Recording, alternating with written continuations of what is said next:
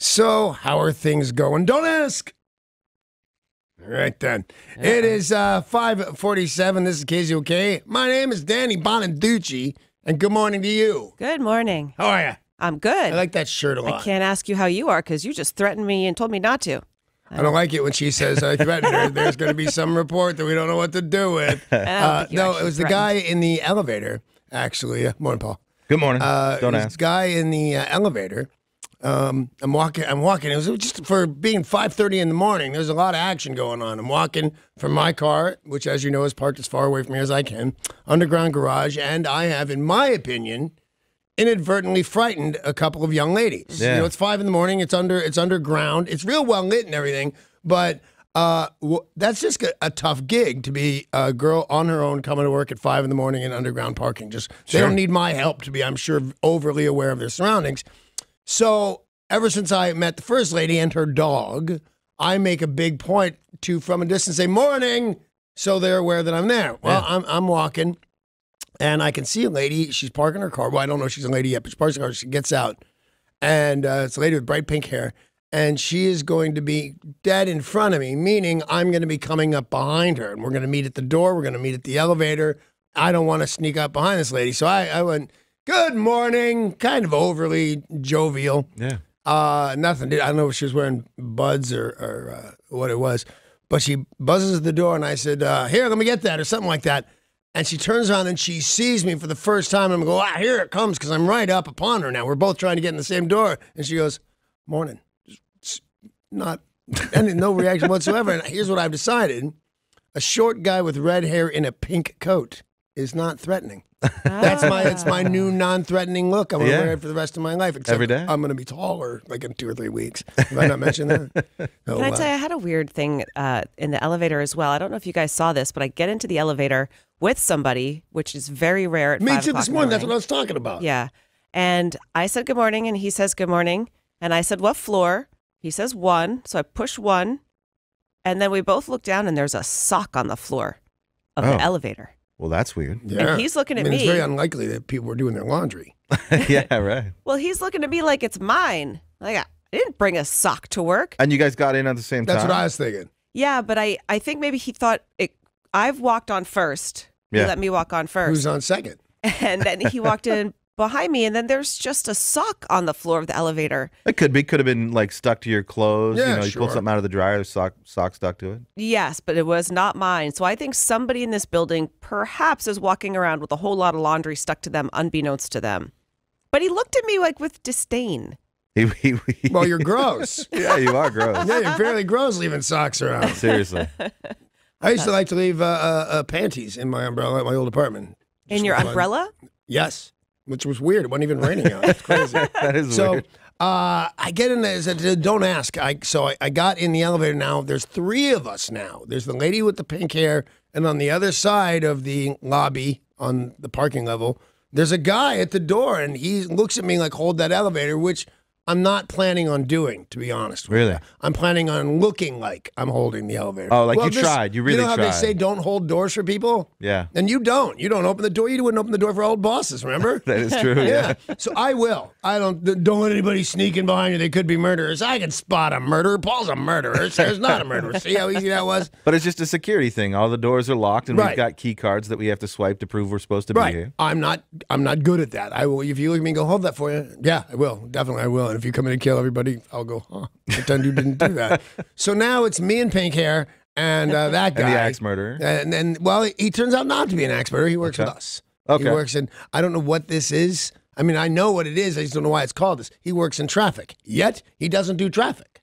He's not a traffic guy. Oh, okay. So he traffics the commercials. He moves paperwork around or some such thing, and it's called traffic. So anyway, I hold the door for him. He gets in, pink hair, him and I, and he says, Danny, right? And I say, yeah.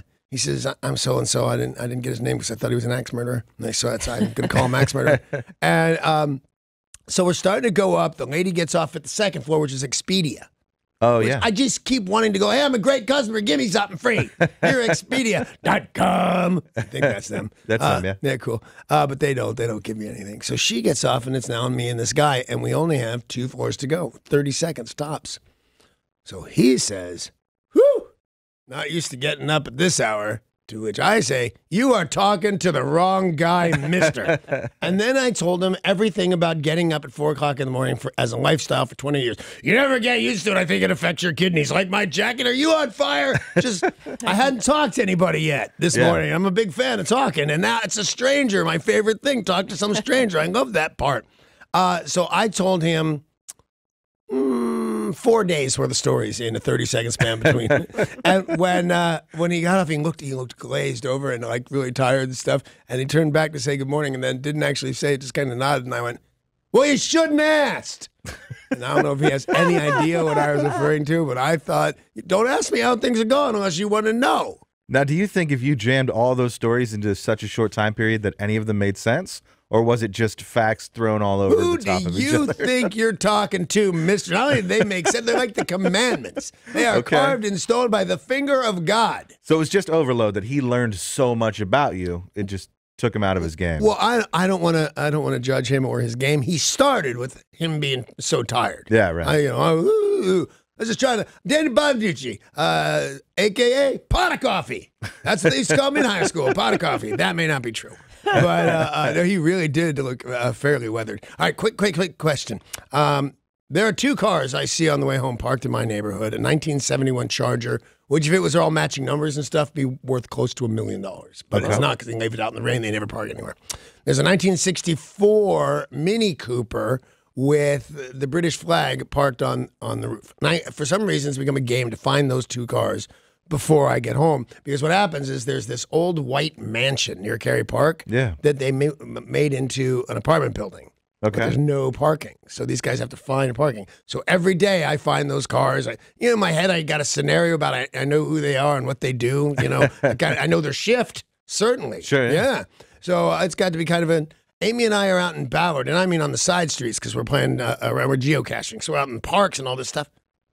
And there's the car. Oh. Yeah, I'm glad you said that like that because I don't know why it's freaking me out. It's a car. It can get one place to the other, but it kind of belongs in my neighborhood. So we pulled over so I could write down the license plate number. So when I come across the other car, which I will today on the way home, I'll know if that thing is actually capable of movement to Ballard. I don't think it is. I think it should stay where it's going.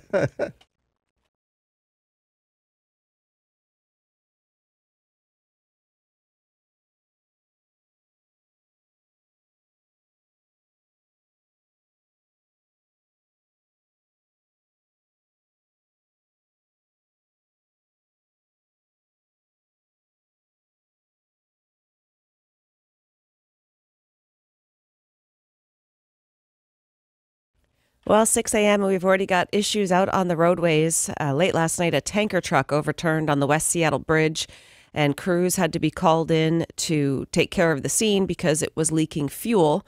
They're not exactly sure how much fuel was inside the tanker or how much was spilled onto the roadway, but the firefighters applied a foam to try to prevent it from igniting. Super road warrior. Yeah. Bunch of crazy guys in fast cars with rags. They should have come and sopped up the Go juice. Yeah, that's what it was called. Right.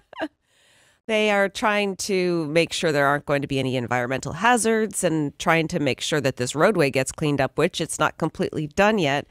So the Blue Angels are in town today as well. Already a lot of issues out of the roadways. Derek will continue to deliver the traffic all morning long. Yeah, Thanks, Derek. Even really early this morning, there were just a lot more cars out on the road than there normally are. And a couple of accidents as in addition to this tanker truck.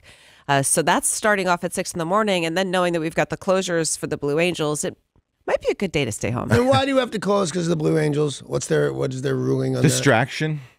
It's just a distraction. The drivers can't figure out how to keep their eyes on the road instead of looking at you. That seems bad. Yeah, like what it else? really does. You know what else? You gonna ban kittens? I look at kittens when I see them. Little doggies running across the road. I look at those. You know, you should let us drive from place to place. The Blue Angels are awesome, but we should be able to drive. You should. They are pretty distracting, though. Yeah.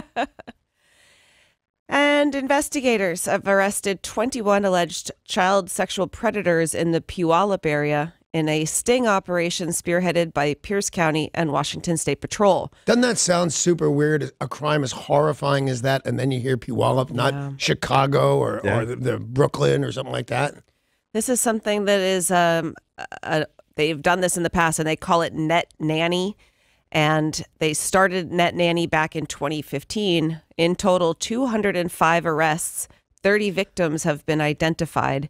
And they said it's about keeping up with the internet, which is ever changing, and people who are evil finding new ways of perpetrating evil. And is these guys the contact people assuming they're children?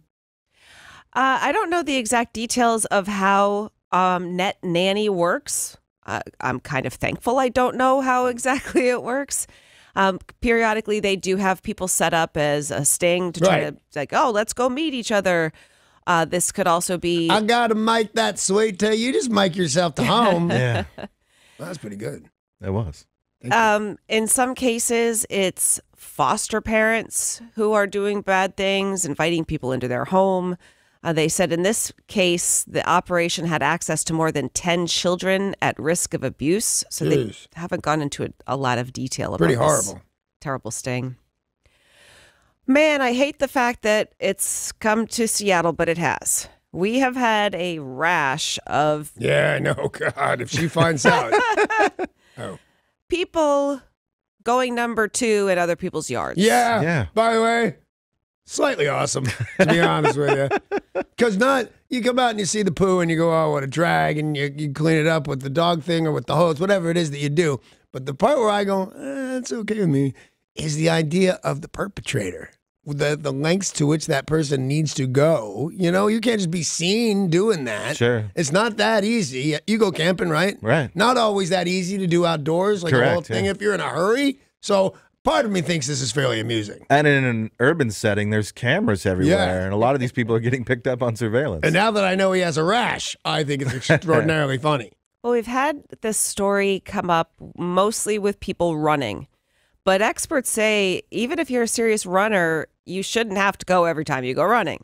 So especially on the same dude's lawn every single time. I told you there was this girl I knew, though, as a runner and an anorexic, and she kept a jogger or runner's journal.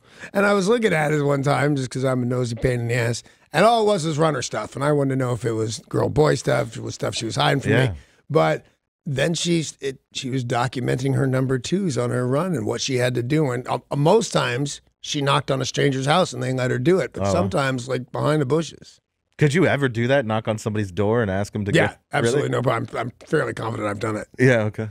Well, in this case, like you guys are I might just do it for fun, even if I didn't have to go, so I can go through their medicine cabinet and see what they got.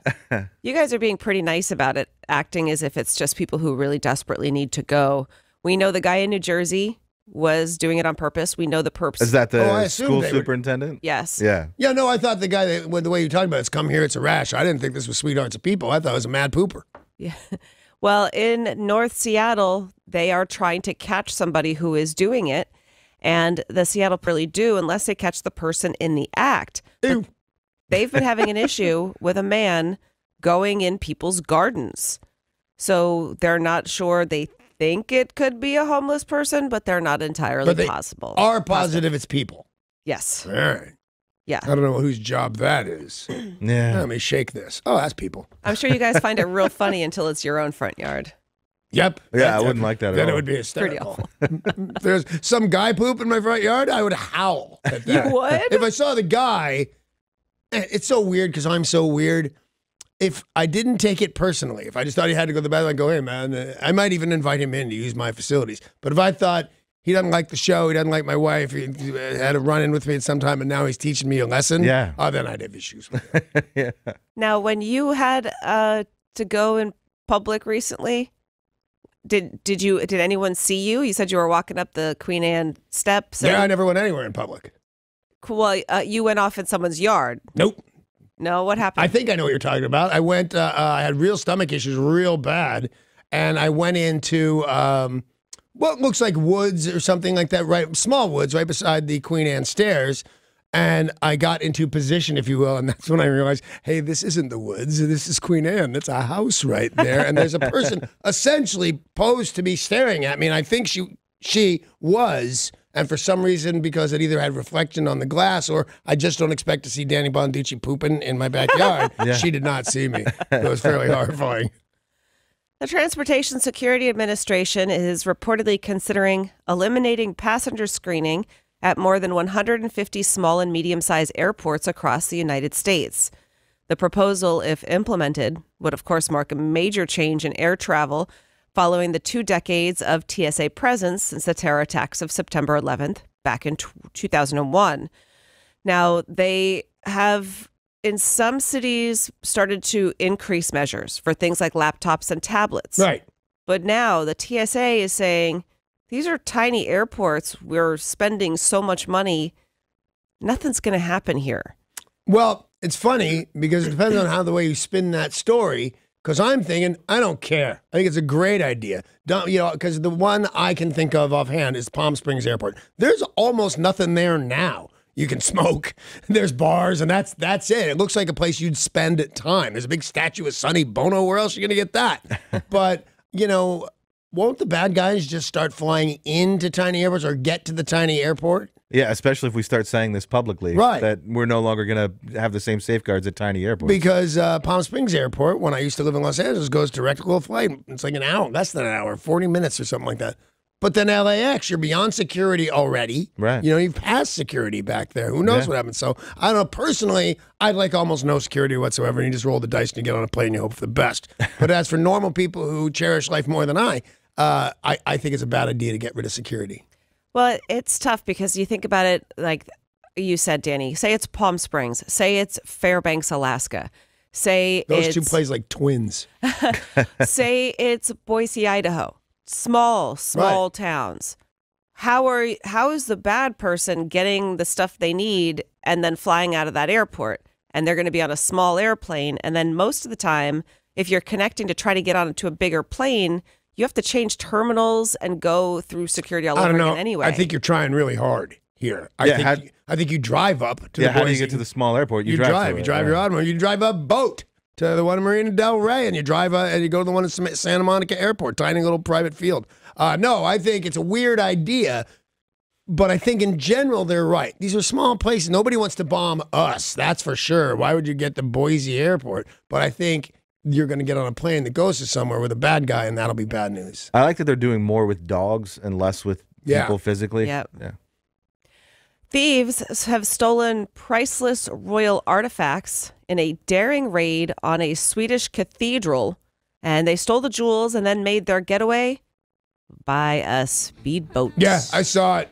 Absolutely awesome, flat out amazing. So reasonable crown jewels, and I gotta tell you, I don't know how many there were, but there was a crown and a royal orb. But why do you have a royal orb? But they were like black and gold. It was like some young man got to fix his car any way he wanted, and then on the spare did the crown jewels. But then they showed the chase or the runaway on a reimagination of the runaway. It looked just like the Italian job in Venice. Yeah. So cool. Well, these are crowns that date to the 12th century. Other items are from the early 17th century. They would not comment on the value of the items, but I would imagine the Swedish cathedral people and the Swedish monarchs are not so happy about this No, stuff. they'll start it priceless because that's what everybody does. But then if there is insurance, I'm going to guess $300 million. That would be my guess from looking at them. And I think, too, like it was such a daring getaway. But then these dudes are like, hey, we got this crown. Anyone want to buy this really cool crown? I'm torn on the crown jewels and things of religious significance. So I'm sorry that happened. But I'm thrilled these guys did that. I love a good heist and nobody gets hurt and things like that. The church involved kind of hurts my feelings a little bit. But in general, I like it. And they're gone. Yeah. But you're right. It's going to be tough to offload them. You're not just walking into a pawn shop with something from the 12th century. Yeah. What he said. We are all familiar with Kraft Heinz little packets of ketchup. Yeah. Sure. The little Heinz ketchup packets, the little white ones. You tear it off and you put it on your French fries and life is good. Yeah. Well, now Kraft Heinz says they are going to try to change that packaging to make it more earth-friendly. Recyclable, compostable, reusable. They're not sure what to do. Yeah. But presently, it's just a piece of plastic. Right, but if you try and go real biodegradable, it's a liquid inside. It'll start degrading right away. But when you have $97 bazillion, when you're Kraft or Heinz, you probably figure this out. Well, and that's what you would think. I've said this before, but the first time I saw it, it blew my mind. It was at Safeco Field, and it was the biodegradable cups. I got a draft beer, Right. and it was given to me in some corn syrup cup. I'm like, how does this exist? How am I drinking beer out of a cup that's not made out of plastic that's going to break down? How is it not breaking down right now? Yeah. as No, I'm it drinking is. Yeah. It's absolutely breaking down. You're drinking that cup. No two ways about it.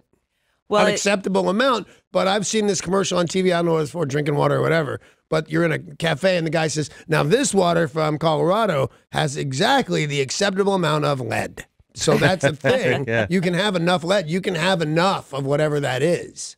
well, a lot of this stuff takes a while to break down, but it does break down safely. It's compostable. And so now they're just trying to figure out how they can make ketchup packets that will be compostable. And so far, they haven't found anything, but they said over the next 7 years, that's the plan. They will. 7 years? By 2025, they're going to have sustainable ketchup packets. Good, thank God. Don't rush or anything, you guys. This takes a while. You know, there's all this talk about straws. And Paul, you're the one saying like those paper straws They're terrible. stink. Yeah.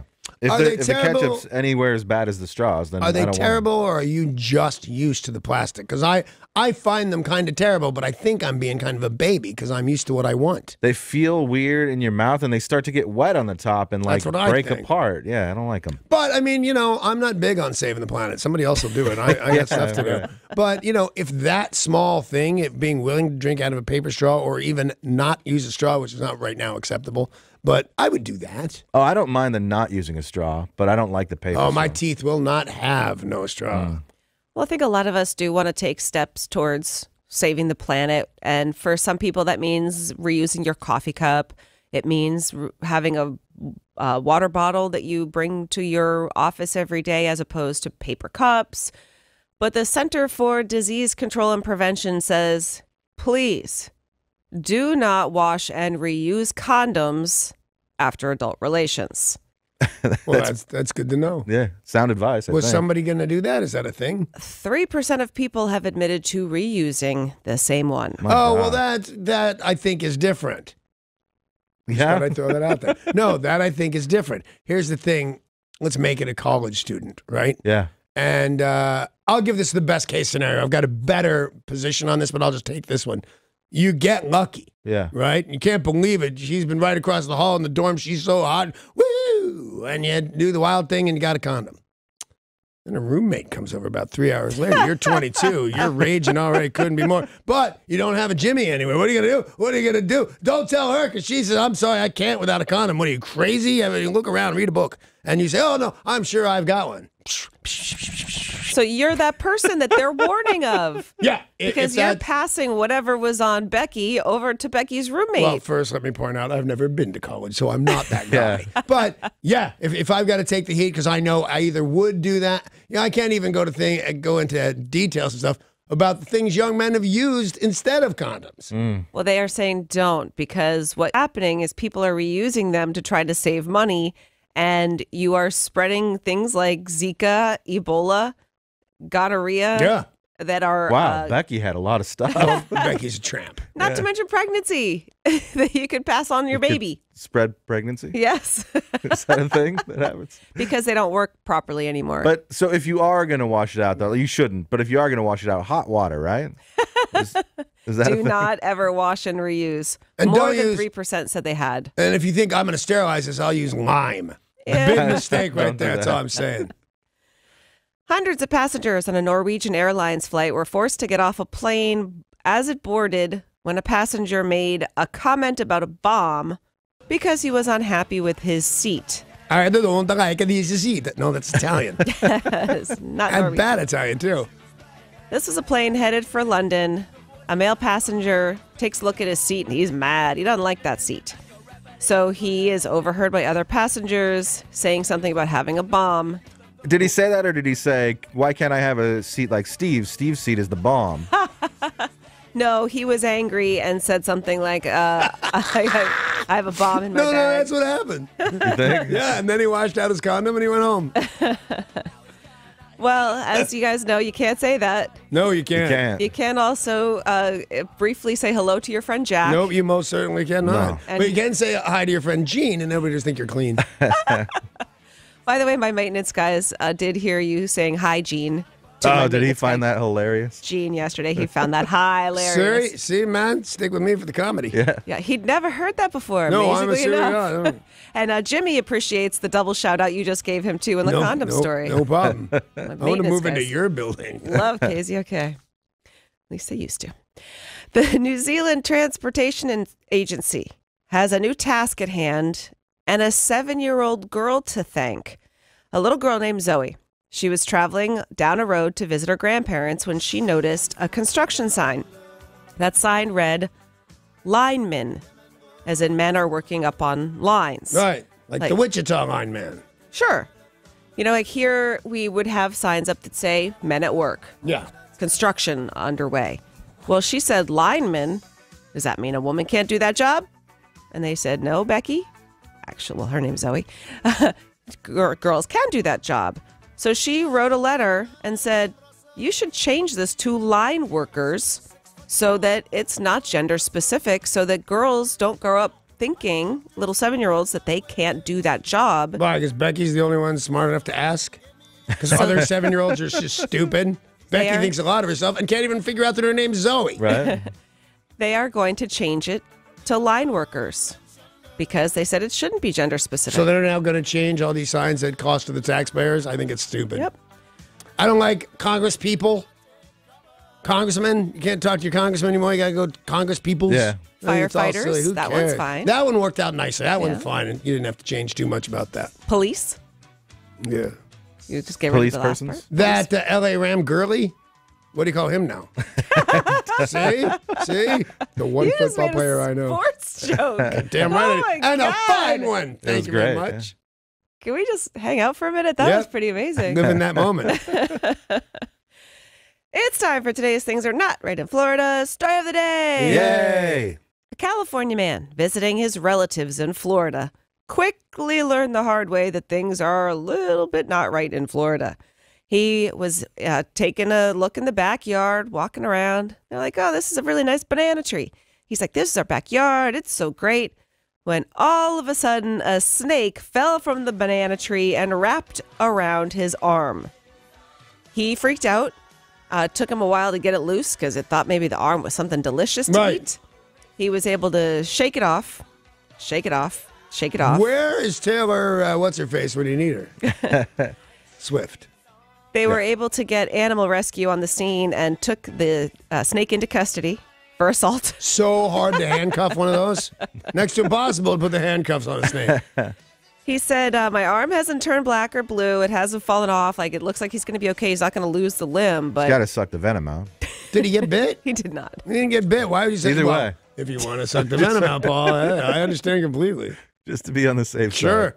Oh, Florida. Oh, Florida. There's a chance that's what got Angela Lansbury. I can't really remember how the poor lady It died. was a jet ski accident. That's what I thought, but after being bit. Yeah, absolutely. All right. It's hard to drive a jet ski when you're trying to suck the venom out. Right, exactly. We have music news right around the corner. You guys, some big Pearl Jam news has been announced, and you need to hear this. All right. Danny, I'm sorry to say a new tourist attraction involving the Beatles is set to open. I apologize because that means you are taking another road trip. Yeah, totally. That's exactly the second you said it. Thank you, though. I appreciate it. Your wife is going to demand that you check this out. And you guys listening, would you like to win Mariners tickets? You can next in sports.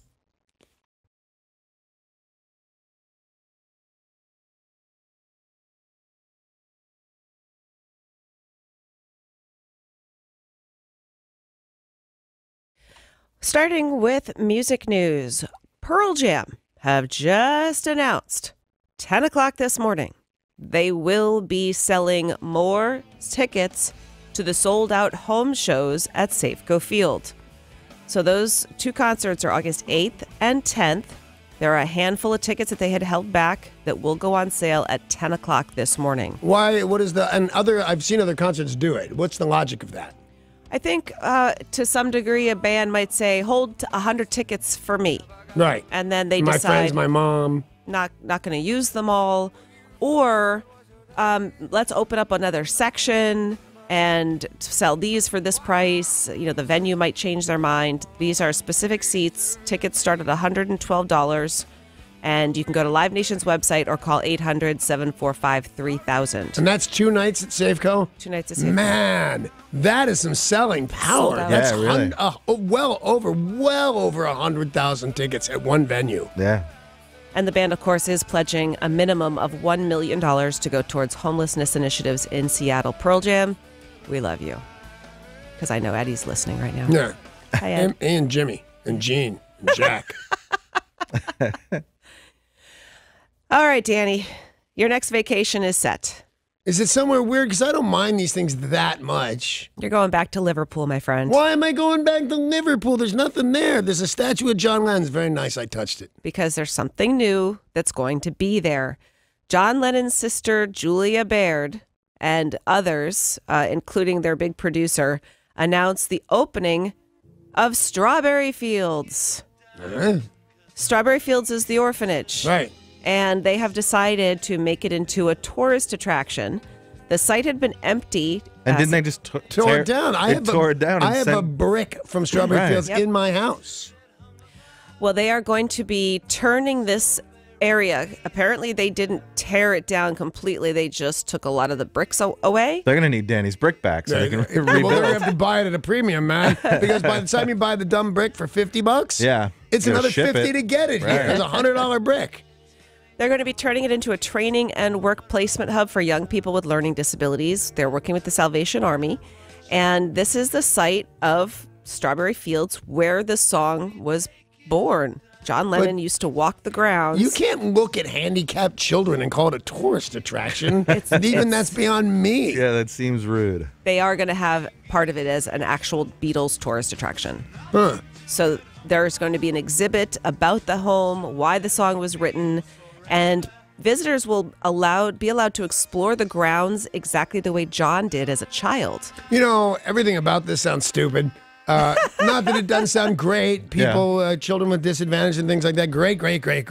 But it seems very confused. At the very least, it's a motor sailor in my book. It's two things trying to be one great thing, and I don't think it will be. Yet you're right. I will end up back in Liverpool looking at a place that used to be an orphanage. Aerosmith frontman Steven Tyler disclosed something a little bit unusual during a podcast with Joe Rogan. It's the Joe Rogan Experience podcast. And he disclosed a cover of the Rolling Stones 71 classic Brown Sugar. This was done at the legendary Fame Studios in Muscle Shoals, Alabama. Hang on 1 second. I got to make sure that none of this is the clue for Sticks or Stones at 7:20 this morning. Hang on. Maybe tomorrow. No, I think you'll be all right. Go ahead. Back to you in the studio. He says, it is sick as bleep. It is so good. We don't have a copy yet. He didn't even play Joe Rogan a snippet. Well, you'd have to bring a boombox with you to put on. So, because I've done 100 people's podcasts maybe over the years. Yeah. And Rob Schneider is one of them. But I've done 50 and just touched them, but at least 50 for real. And everybody's got some silly tape recorder that looks like it was their dad's in 1970 and nothing's really changed. 2 decent microphones connected by wire to what looks like something you'd get at Radio Shack. Well, nowadays, though, had Steven Tyler recorded it and wanted to share it, all you need to do is put it on your phone or put it on a thumb drive, and it just would connect right there. I don't think he wants us to hear it yet. He's just going on and on about how great it is and how Muscle Shoals is so great and the sound and blah, blah, blah. And everyone's like, okay, can we hear this song that's sick as bleep? I'm curious. Joe Rogan's surprisingly funny. Yeah, he is. You know, he's a guy who does all the blow-by-blow for the UFC fights and things like that. And Dana White. He looks tough. From what I understand, he is tough. Yet he gets us on stage. And it's bold, in-your-face comedy, but it's very, very funny. Yeah. Y'all remember the movie The Sandlot? Yeah, sure. You're killing me, Smalls. That's right. You're killing me, Smalls. That's right, yeah. Looks like it's going to get a prequel. Now, we don't These have... kids will be fetuses. The same dude who wrote the script for the original is said to be writing a prequel for The Sandlot. They just had their 25th anniversary. It was shown in theaters. You know, people still love that movie. Yeah. And they say there is more story to tell. Now, with a prequel, obviously the dudes can't be in it. Right. Because it's, they're 35, 40 years old now? Right, but also as a prequel, they were only 12 then. They got to be babies or not, and their parents are in it. Yeah. Maybe it is their parents who... Oh, maybe they're going to play their parents. Oh. That could work. Yeah. Oh. Well, hopefully... I can't be surprised at my own genius. Oh. Oh, no, you should not be surprised at your own genius. You should know your genius is on the way. Well, hopefully the writer will come up with some other great lines. Yeah. A lot of And good then ones. Paul surprised us with genius. And I don't think you should be surprised. It is 6:38 right now. I expect genius from one of us by 6:42. Oh, yeah. The clock is ticking. Fingers Nice to hope crossed. and Hey, here we dream. go.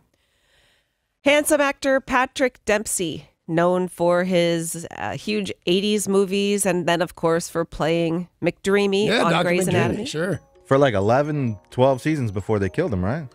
Is he dead? I've never seen that show. They had to did suck out the venom. kill him. Spoiler alert, he's dead. Oh, is really? dead. Oops. Yeah. Sorry about that. I think probably 3 seasons ago. Okay. But if somebody's not caught up, oh well, sorry. He has a nonprofit that he runs out of the state of Maine. And according to the Dempsey Centers in Lewiston and Portland, Maine, somebody is impersonating him, asking for money. Oh, wow. This is being done on social media. Somebody is setting up fake accounts and sending money saying, we're looking for money for the Dempsey Center. Please donate. And they said, we never solicit donations. Do not fall for it. Patrick Dempsey says it is not me. Yeah, I would never send money out over the internet to a thing I wasn't positive of, I don't think. Still, that's a pretty terrible charity that says we never solicit donations. We will never ask anyone for money ever. Well said. It's a terrible charity. Well, he means they don't email saying, please send us money, that you go to the website and there's a donate button. This is for people who are affected by cancer, that they'll have a charity fundraiser. They do obviously take donations, but they would never solicit as in, hey, my name's Patrick. Here's my email address. Send me all your money. Well, good, because I would not send it if he asked me like that. And I think he's dreamy. Yeah. People fall for that stuff all the time. They do. Remember when scams. those guys took over my computer and said I do had to send remember them that, yeah. money and they'd release it, but they were not saying that they were doing anything terrible to me. They were acting like they were doing me a big favor. And after about 5 minutes, I totally believed them. Yeah. And they didn't sound like they knew that much, but they were able to do things to my computer. Right. And they thought, here's where they lost me. They thought they were going to humiliate me. They said, well, sir, is there any chance you were watching pornography? And I think they expected me to go, oh, no, don't tell my wife. I don't have my computer. And I said, not the good stuff. Get me the good stuff. The craziest thing about all these type of scams now is because money is too easy to trace, they do gift cards. So it's like, oh, go down and buy me $700 worth of Best Buy gift cards. I'm the IRS. Yeah. And then people fall for And that. people fall for it. Why would you ever believe I think they that? deserve whatever they got if Yeah. they believe that. Well, unfortunately, a lot of it is targeting old people, and maybe they just don't understand. Because my knee-jerk reaction is, why would the IRS want gift cards? Exactly. Why do they want iTunes gift cards? I'm fairly confident that's supposed to be everybody's reaction. Yeah. The IRS is demanding Starbucks. That seems weird to me. But people are doing it, though. Yeah. Yep. Ronda Rousey has been speaking out about her acting career. She is a UFC Hall of Famer, now 31. Her next movie is Mile 22, which is a blockbuster coming out starring Mark Wahlberg. Looks good. It does look good. And she looks good. Yeah. I agree with you both. Now, she's had roles in Furious 7 and The Expendables 3, and she was asked by TMZ, you've worked with some big stars in Hollywood. Who's next at the top of your list? Like, who would you like to work with? It's got to be Bonaduce. It is sort of a B word, not a DB. She wants to play a grown-up BB in Kill Bill 3 and work with Quentin Tarantino. Oh, wow. It That's seems close. weird that anybody would still go out of their way to work with Quentin Tarantino. Yeah. He's got a huge new movie coming out He's got a starring huge forehead. everybody. He does. Brad Pitt, Leonardo DiCaprio. They're doing that Once Upon a Time in Hollywood movie. Yeah. Oh, yeah, that's them. Yeah, that's got a lot of famous folks. So people do want to work with him. But she wants to play the daughter, BB, of David Carradine and who's Bill? Right. And Uma Thurman, Right. the bride. So there, she has a daughter, and that kid who played her is now 21. So in theory, she could play. Yeah, no, BB. that's great, and I would watch that because she's got a licorice commercial on TV right now. Have you seen Ronda it? Rousey? Yeah, Have you seen it? No, I haven't. It's their campaign is nobody can be serious with a red vine or with licorice or whatever they say about it. And it's people needing tough faces, and they show them licorice and they crack up, and that's what she does. She looks like she's gonna punch in the face, and then they show her licorice, and she laughs, and it's a pretty genuine laugh. I think the lady can act. Yeah. I agree, and I have seen those commercials, and it's funny. I don't know if they're for Twizzler or for Red Vine. Twizzler. Now that you said it, I think they use that word. I don't know. Here's I just think that's so weird that Ronda Rousey is doing so much work and so much acting. But like I said, she's surprisingly good at it. Her and LeBron. Oh, they should do a movie together. Nicole Kidman is being eyed to star as former news anchor Gretchen Carlson in a film about former chairman and CEO of Fox News, Roger Ailes. Yeah. Nicole Kidman is in negotiations to portray Carlson, who, along with anchor Megyn Kelly, accuses him of sexual misconduct. Some big people are already part of this movie, including Charlize Theron, who will be playing Megyn Kelly. Margot Robbie is also in talks to portray an associate producer. Okay.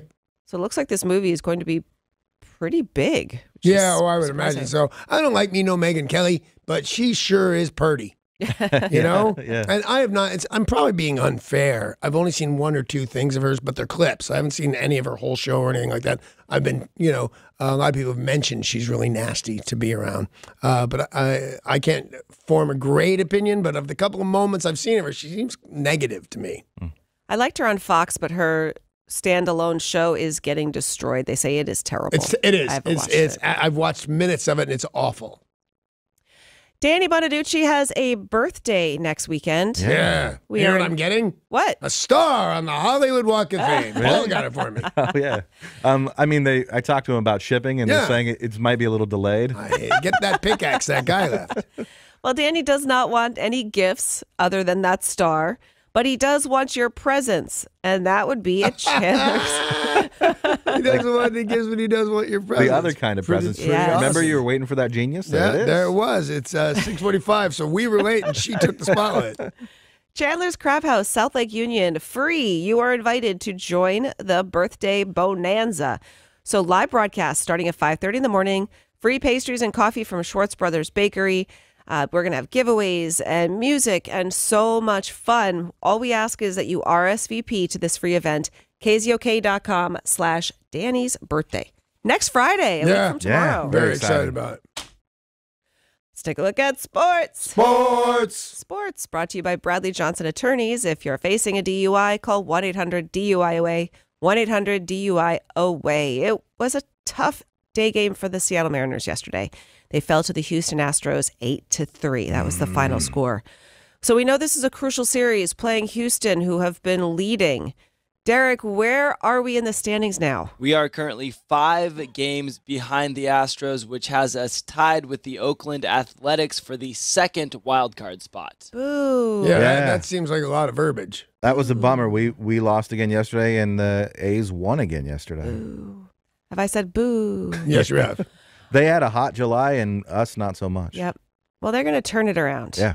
They are absolutely going to turn it around. But we want to talk about yesterday's game first. If you were at yesterday's Mariners game at Safeco Field, and you can call right now and tell us the song that played during KZOK Mariners Music Trivia, you can win tickets to an upcoming Mariners game. Derek, what would they win tickets to? Tickets for the game on Friday, August 17th at 7:10 versus the LA Dodgers, which just happens to be Sing-Along Fireworks Night. Sing-Along Fireworks Night. All right, call right now, 800-252-1025. First person to tell us Mariners KZOK Music Trivia wins those tickets. Call right now. So the Mariners are at home again, but somebody brand new is coming to town, which is good. And somebody not that good, which is good. The Toronto Blue Jays, 7:10 start time. And let's see, Seahawks action to talk about. Wide receiver Doug Baldwin has a knee injury. Uh-oh. It's going to force him to miss most, if not all, of preseason. So they told him to rest. Yeah. Your knee hurts. You need some bed rest. He's known for his pretty intense workouts. They said he probably re-aggravated his knee injury. Well, I mean, we don't need him for the preseason, but hopefully he's healthy. Go week 1. Exactly. Well, I disagree that we don't need him for the preseason. I think that it behooves us to see him work. It behooves him to work. Sure. So I think we don't need him like we do in the games, obviously, because I'm a big fan. He's the top of my list. But I think the preseason exists for a reason, unlike the Pro Bowl. And let's see, J.R. Sweezy is returning to the Seahawks. He had just played with the Tampa Bay Buccaneers, and we've had a couple of changes to the Seahawks roster. So they announced yesterday that he has rejoined the fold, and injured Avery Young has been waived. So a couple changes for those Seahawks. And tomorrow, the Minnesota Lynx are coming to town to play the Seattle Storm. Tip-off is at 7. Tip-off. Couple of other Mariners notes. We know we got a new center fielder named Cameron Maybin. Well, turns out when you sign somebody new and don't trade anybody, you don't have room on your roster. Yeah. They didn't think about that? Seems odd that they didn't think about that. Pete Carroll should have noticed. They thought about it so much that they have sent Ben Gamel down. So he had been hitting 290. His on-base percentage was only 360. So they optioned Gamel and Chasen Bradford to AAA Tacoma yesterday. And congratulations to Dale in Monroe. He was at yesterday's Mariners game, and new Mariners KZOK Music Trivia was Boys of Summer from Don Henley. Great song to play at the ballpark in the summer. Derek, they're going to the Jeep Winners window in our lobby to pick up tickets to what? Dale won tickets for the game on Friday, August 17th at 7:10 p.m. versus the LA Dodgers, which just happens to be Sing-Along Fireworks Night. Sing-Along Fireworks Night. Don't miss the 4th of 5 fireworks nights at Safeco Field featuring some of your favorite tunes to sing along to. The Mariners have partnered with Pyro Spectaculars, the same company who produces the New Year's Eve at the Space Needle Extravaganza. For this big event, visit mariners.com/fireworks. For more information and tickets. Danny's just looking at you funny because you said extravaganza. Extravaganza. That was very Look at the size of my fancy. scallop. It's an extravaganza. Bonaduce. The fancy way to say it. The Fonzie way. Yeah, fancy. Fancy. Fancy. It's very fancy. Fancy. Mariners at home tonight. Toronto Blue Jays, 7:10 start time on Root Sports, which means you guys will have another chance to win tickets tomorrow morning, right around this same time. I can't speak either. Sports brought to you by Bradley Johnson Attorneys at 1-800-DUIOA.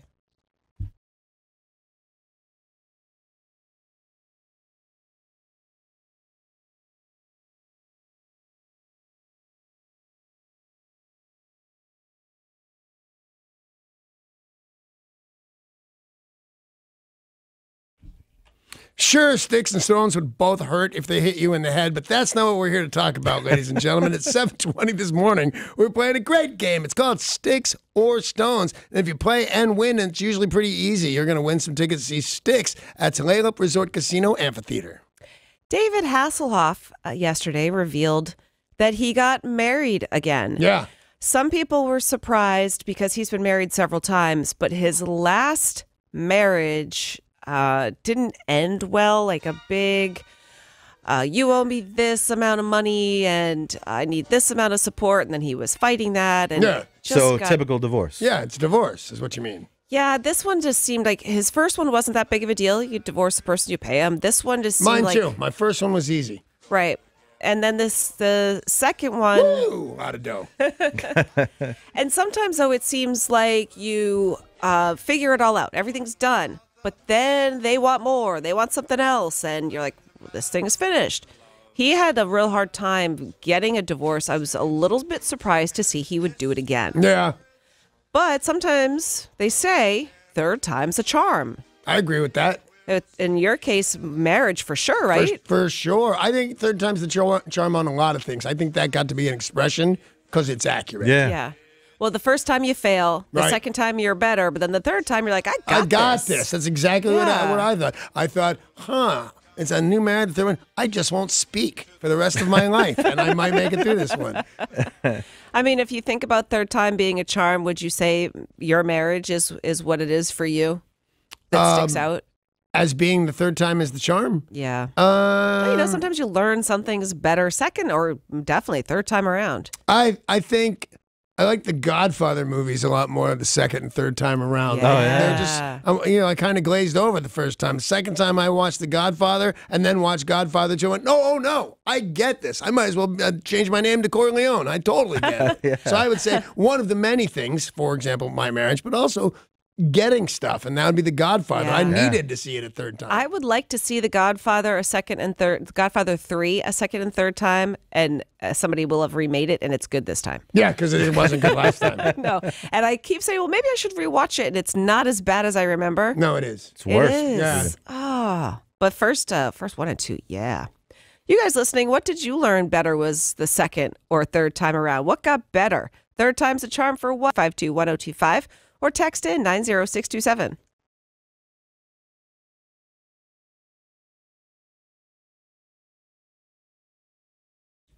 So somebody is once again hassling the Hoff. David Hasselhoff got married for a third time. I've been married at 3 times. And the thing is, they say third time's the charm. I would agree. What did you learn was better the second or even the third time around? 1-800-252-1025, or you can text to 90627. Let's start with Paul and Buckley. I know, Paul. What's up, buddy? Hey, good morning.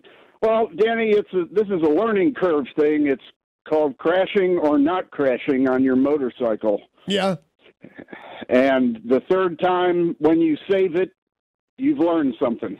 Well, unfortunately, I actually crashed going around a learning curve one time, and I've never recovered. But no, I have some of my biggest scars on my body are from motorcycle crashes. And what you also learn, Paul and Buckley and everybody else, is, hey, maybe you shouldn't drive like that. I would never drive a motorcycle the way I did before the compound fracture. That changes everything in my world. The bone's sticking out of the body, so I take it a little more easy and ride a lot less, to be honest. Yep.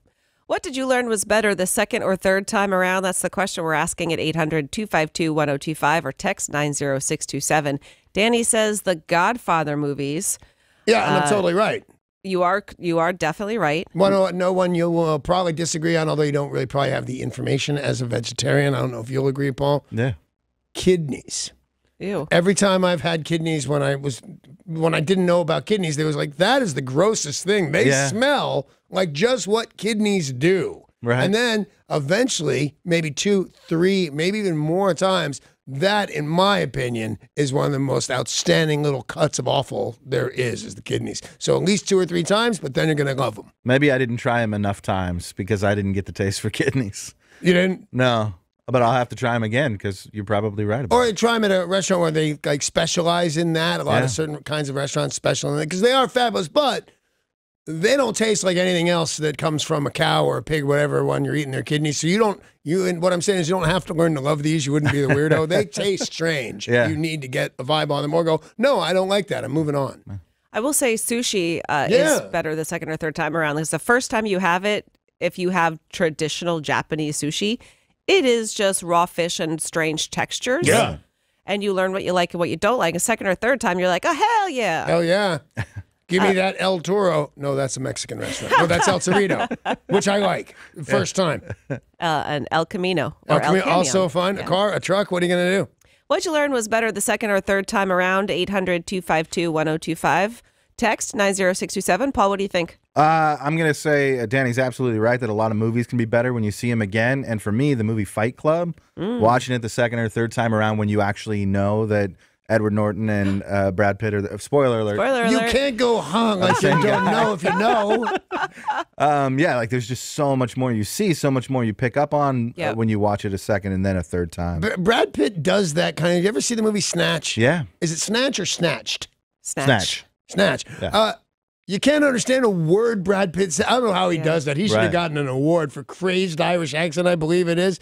When you see that, and I did, you see it a second time, it's like, oh, I speak this language now. It's truly amazing. By the way, not a great movie. I'm not recommending anybody go see it, but it does get more clear the second time around. Well, it doesn't really occur to you at first, too, because it's the same thing for the I See Dead People movie or for that movie Memento. Yeah, anytime there's like a twist ending, I like to watch it after I know the twist ending. All right, this might sound a little bit weird. Something I learned was better the second or third time around was kissing. No, you're right. You're right. I thought it was just the worst thing. I'm like, I'm never doing that again.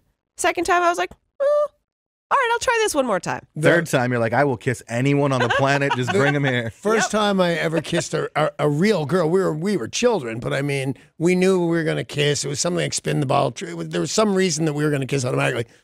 Her name was Moose. That should have been like a tip, but I was just so excited because we were at Vicky Moore's house, and Vicky was amazing. But I ended up with Moose. And we made out the first. I thought that was it was like somebody put a greased up eel in my mouth. Oh, because when you're young, you're showing off, all these tongues flying everywhere. Well, I mean, even falling in love, just in general, the first time, if it doesn't end well, you're a wreck. Oh, yeah, absolutely. The second time, you're like, yeah, this kind of stinks. The third time, you're like, yeah, whatever. Yeah, totally, yeah, whatever.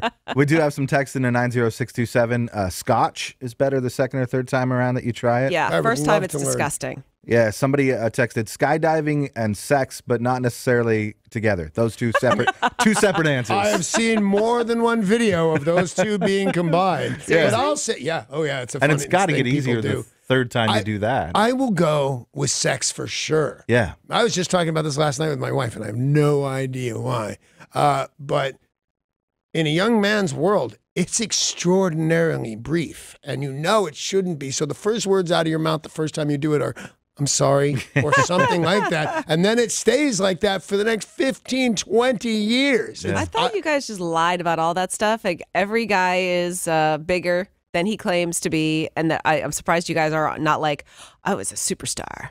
Even though I was only 15, I was a superstar. Purpose now- looks deep. I can tell you when I was 14, I wasn't that great in a sack. But Ask us the second or third time, and we'll give you better answers. Yeah, but yeah. for now, we're being honest. I'm still trying to wake up one of them from fainting because of how great I was.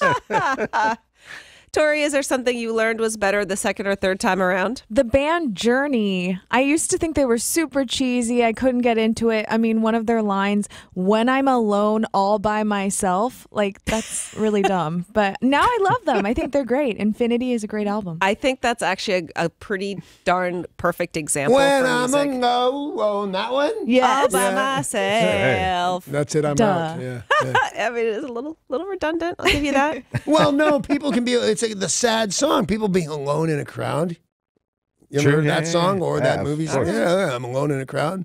And the There is a Fool on lot the of Hill. music, though, that you think your knee-jerk reaction is that you hate it, and then you hear it again, and then the third time you're like, okay, I like One Direction. Yeah, I All do. right, Justin Bieber does have good songs. Harry Styles rocks. Yes, I hate Tori. to admit it, but totally rocks that kid. I just got a text in at 90627 that says sixth grade was better the second and third time around, and every word in the text is misspelled. It's super funny. Whoever sent that in, it's super funny. Hey, we were talking about songs, though. I played because I'm sure she'd heard songs from it, but to my great surprise, one of the activities in my house is we bought a record player. And Amy, a lot like Tori, is a crazy person about their records and the weight of the wax and all whatever that shenanigans are.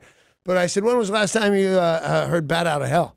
And she couldn't remember. And I'm like, you're young. You should remember. I put it on. Man, I've heard it 100 times, and it gets Bat Out of Hell just keeps getting better. And I don't know when it's going to stop because I've heard it since 1981 or something like that. That's what's best second time around is Meatloaf. Both the singer, because Bat Out of Hell 2 was even better than Bat Out of Hell, and the food, because The food. Meatloaf sandwich the next day, yum. Derek, what did you learn was better the second or third time around? I got to go with golfing. The first time you pick up a club, it's like learning how to walk. You don't have any idea what you're doing. The second, third time, you're hitting the ball pretty far. You can do all right. Maybe you are. I'm Yeah, not. if I were old and weak, I would threaten to punch you right in the face because I still can't. I told you this. I still can't do it, man. Keep your eye on the ball. That seems to be terrible advice, really. They say it, but I can't do it. On the same tip for a lot of people, snowboarding, the first time you snowboard, you spend all your time either on your knees or your butt. And then the second Sounds time, familiar or something. second time you can start to go. Danny says, "Oh, I know how to snowboard." Apparently, Apparently, I'm an expert. I'm that Shaun White dude. You are the flying tomato. I am dude. a flying tomato. Hey, it is time to play Sticks or Stones. sticks or stones. You can win tickets to see Styx August 23rd at the Tulalip Resort Casino Amphitheater. If you want to play and win these tickets, call us right now, 800-252-1025. On 102.5 KZOK, we are playing Sticks or Stones for your chance to win a pair of tickets to see Styx August 23rd at the Tulalip Resort Casino Amphitheater. Here's how it works to win. You need to identify if Danny is giving you a piece of rock and roll trivia about the band Styx or Stones. Stephen Puyallup is our contestant. Steve, how are you, buddy? I'm fantastic. How are you today? I'm very well. Thank you for asking. Do you understand the words that are coming out of my mouth? For the most part. Good. Do you understand the words, the rules to the game? Yes, sir. Then here we go. One of these bands started out with the name Blues Inc., but they decided that name blew. The other band's name was Trade Winds, but the Trade Winds blew too. So they changed their name one more time to this. Can you tell us, is it Styx or Stones? It sticks. Right. You know what? It's not right. It's Stones. Oh, I sorry. left out a portion of the question, I think. No, and I messed up the answer. It is Styx. I'm very sorry about that. It You got is it right. Styx? Yeah. Okay, all right. You got Trade Winds changed to Styx. Don't pay attention to us, man. We only work here. Steve has it right. are going to go see Styx. After a little Congratulations. confusion, The judges have decided. Steve knows what he's talking about. words are not necessarily our friend today. Maybe we'll regroup, get some coffee. Steve, in the meantime, we'll tell you, you are going to the Jeep winners window in our lobby to get your tickets to see Styx August 23rd, the Tulalip Resort Casino Amphitheater. If you guys want to get tickets or information, TulalipResortCasino.com. More chances to win tomorrow at 7:20, but don't go anywhere because the big news of the day is next.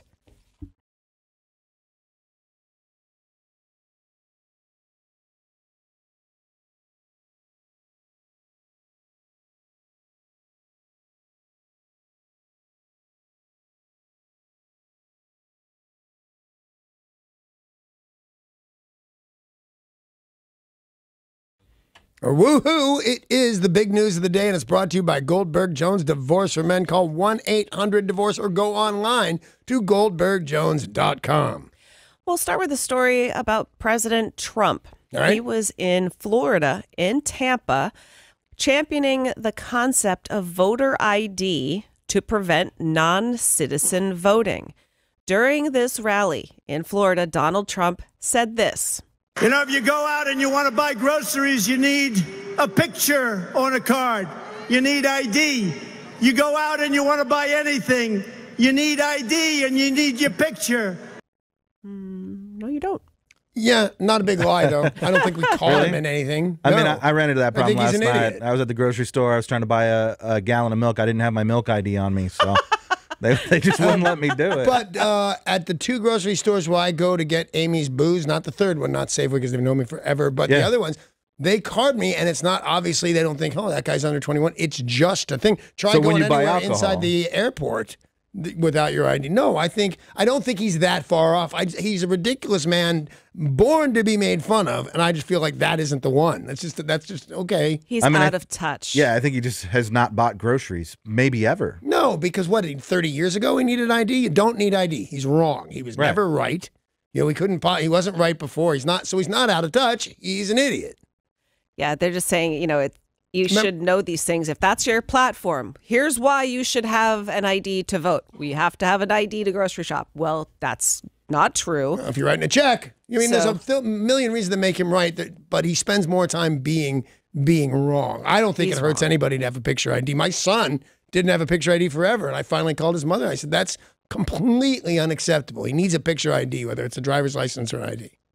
Parents are doing something very unusual when it comes to the popular video game Fortnite. Mm-hmm. Now, you would think kids are spending so many hours on Fortnite that parents would be doing something to get them to stop. Well, no, parents are actually hiring coaches, Fortnite coaches, to help their children and teenagers play better. Right. They pay between $10 and $20 an hour. And it shows Yikes. there are 125 million worldwide players. There are tournaments. They said this is actually going to help boost the kids' self-confidence and friendship base. Yeah, and then they're going to tell you it's going to help you if you want to become an airline pilot, and it's going to help you. I don't know if it does, but what is it? What is the purpose of hiring the coaches? What are the parents saying? I just said self-confidence and get a friendship Oh, that's the base. reason, because Yeah. it's going to make my kid feel better. If they get better at the game, they'll feel better about themselves. They'll make more friends. Yep. Yeah, okay. I think it's silly, but I would do it. but just not for any of those games. Any of those reasons. I would do it so my kid would win the game because it's important to him, and I'm a fun dad, and I'm going to go get you a coach. But I think you do anything like that, like learn to play a game a little better, and you'll be better at meeting people, having a firm handshake, and looking people right in the eye. You have way more problems than that you need a Fortnite coach. Some of these games, though, are becoming profitable for kids, for young people. Right. That's what I thought. They have tournaments where you actually earn prize money, or you can get sponsorships, stuff like that. There is yet another trend, and health officials are already warning about dragon's breath. Not dragon's breath. Yep. Dragon's breath is a trendy liquid nitrogen dipped cereal. And if not eaten correctly, it can melt your mouth and internal organs. That's quite the side effect. Yeah. But you have to make it yourself, right? This is something you can see on YouTube and Instagram. And it supposedly tastes like Fruit Loops. And it causes those who eat it to exhale smoke-like condensed moisture. Now, this is something that they show you the smoke-breathing techniques. But where does Junior get liquid nitrogen?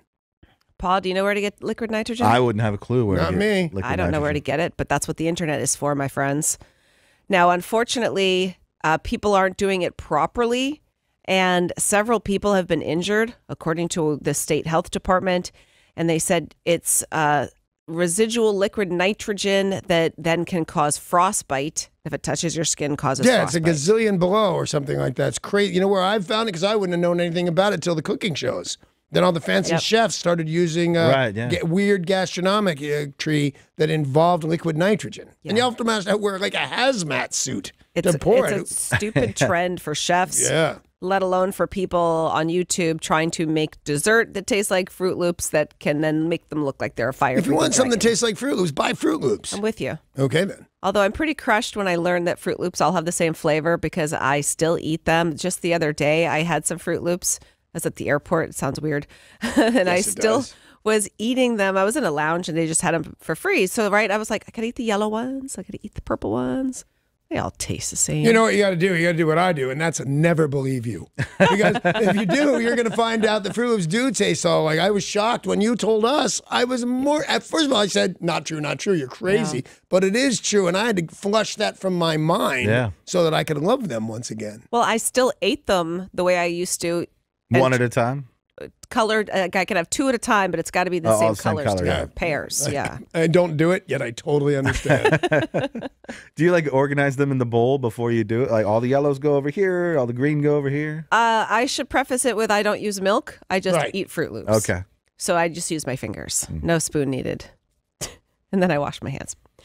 Moving on to CNN Parts Unknown. Yeah, Anthony Bourdain, right? We are finding out that following the tragic death of Anthony Bourdain, his signature show will carry on his legacy with one final season. Now, we're 2 months past his untimely demise.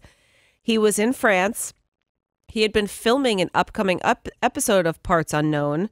He had already filmed some episodes. Right, with that Michelin star chef, Eric Ripert, who is his best friend. Yet he left. It had to be Eric Ripert that found him. Mm-hmm. That's a mean thing to do to your best friend. Unless you had some weird relationship. What they said they're going to do, CNN, is finish up the episodes because they weren't completely done. Like he might have done some post-production, might have done some voiceover work. And they said that they are going to have somebody put this all together. And if they need any other voices, they'll use some other voices. But they will show the unaired episodes. And that's to get us through the season. And then the show's got to be done, right? Yeah. Although, normally reruns can go forever. And they have thousands of episodes. So they can play it for a really long time. Yep. And I got to tell you, I'd rather watch old Bourdain than new somebody else. Yeah, definitely. I just watched one where he went to Charleston or Savannah. Now, I can't remember which one it was. I think it was Charleston. And I just felt sad the entire episode. You know what? I'm kind of thrown by this guy's death, to be honest. Yeah. And out of nowhere, Amy will say, why is he dead? Not meaning she is unaware, meaning like there was no reason for this. Sad. And I don't want to say more moved than I have been by other deaths, although there haven't been that many deaths in my life, which is weird for a guy my age, but there haven't. certainly that moved me. I'll say I'm in the ballpark of the most moved by Anthony Bourdain's It death. felt more personal than It other did. celebrity deaths, yeah. Because you felt like you connected with him. The way he did that show Yep, and the way he definitely. told stories, you just felt Totally. like he was somebody you knew. Yep. Well, how about some good news in the news? Love that. Well, good news if you have a lot of disposable income. You could be the proud owner of a Seattle Seahawks Super Bowl ring. That'd be bitchin'. Although I'd have to wear it as a bracelet. It's big. By chance, do you know your ring size, Danny? 7.5. Seriously? No. Oh, because Oh, wow, I did it. I'm probably a 7.5. This is a size 12. That's a big ring. It weighs 74 grams. It's up for auction by Heritage Auctions, valued at $20,000. It currently has a bid of $18,000. It does feature the green-eyed Seahawk logo bird, the Lombardi Trophy, and then the diamonds of the words World Champions. For 18 grand being the current bid, I learned all this stuff from you, so correct me if I'm completely out of line. I would say it's not a player's ring. You can't get those for 18 grand. Well, because everybody in a certain area, even cleaning staff get it. The team orders extras and gives them to other. And I think it's got to be one of those. I think a player's ring would start at 50 grand, if not 100. Well, the right shank has the original recipient's surname, Ronson, and the number 12. It is Mark Ronson, the DJ, who was one of the Super Bowl halftime performers. So he is a producer, DJ, wiki type.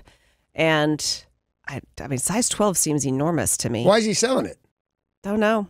But it's the first and only Seahawks Super Bowl championship ring to date to go up for auction. No, I was watching that show Pawn Stars, which I am known to do. Yeah. And I think they bought a Super Bowl ring from a famous guy. I don't remember who, Dallas Cowboy, though. And it was $250,000. And he said, I got a great deal on this. Wow. My goodness. Yeah, it's certainly not worth as much when it's Bruno Mars's lackey who got the ring. But I was surprised. You're right that whether it's a Super Bowl or the World Series, that everybody in the organization tends to get one. Yeah. It never occurred to me that the halftime performer would. No, but it didn't occur to me that he wouldn't. Who would? Because remember the guy in Philly that lost his Super Bowl ring? Was that what it was? Or World Series? World Series. World Series. Wasn't he like in charge of cleaning stuff? No, he lost it in the bathroom when he was cleaning stuff. Why was he cleaning stuff in the bathroom if that's not his job? I don't clean the bathroom if it's not my job. You're close. This was a guy who worked in the management office, and it was taken. He took it off his hands to wash his hands, left it on the countertop, and it was taken by somebody who was the cleaner. Oh, okay. And he never lived that down, even though he got it back. I wouldn't let him live it down. Yep. And the big news of the day brought to you by Rick Jones. Rick Jones. It brings you the big news of the divorce or GoldbergJones.com. Yeah, all those things that she said, yet there is more coming right up at Sarah's Filthy Forecast.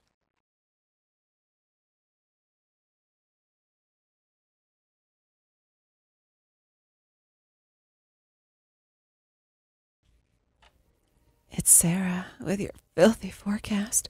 Did you get sprinkled on yesterday? Yeah. Oh my, where did that come from?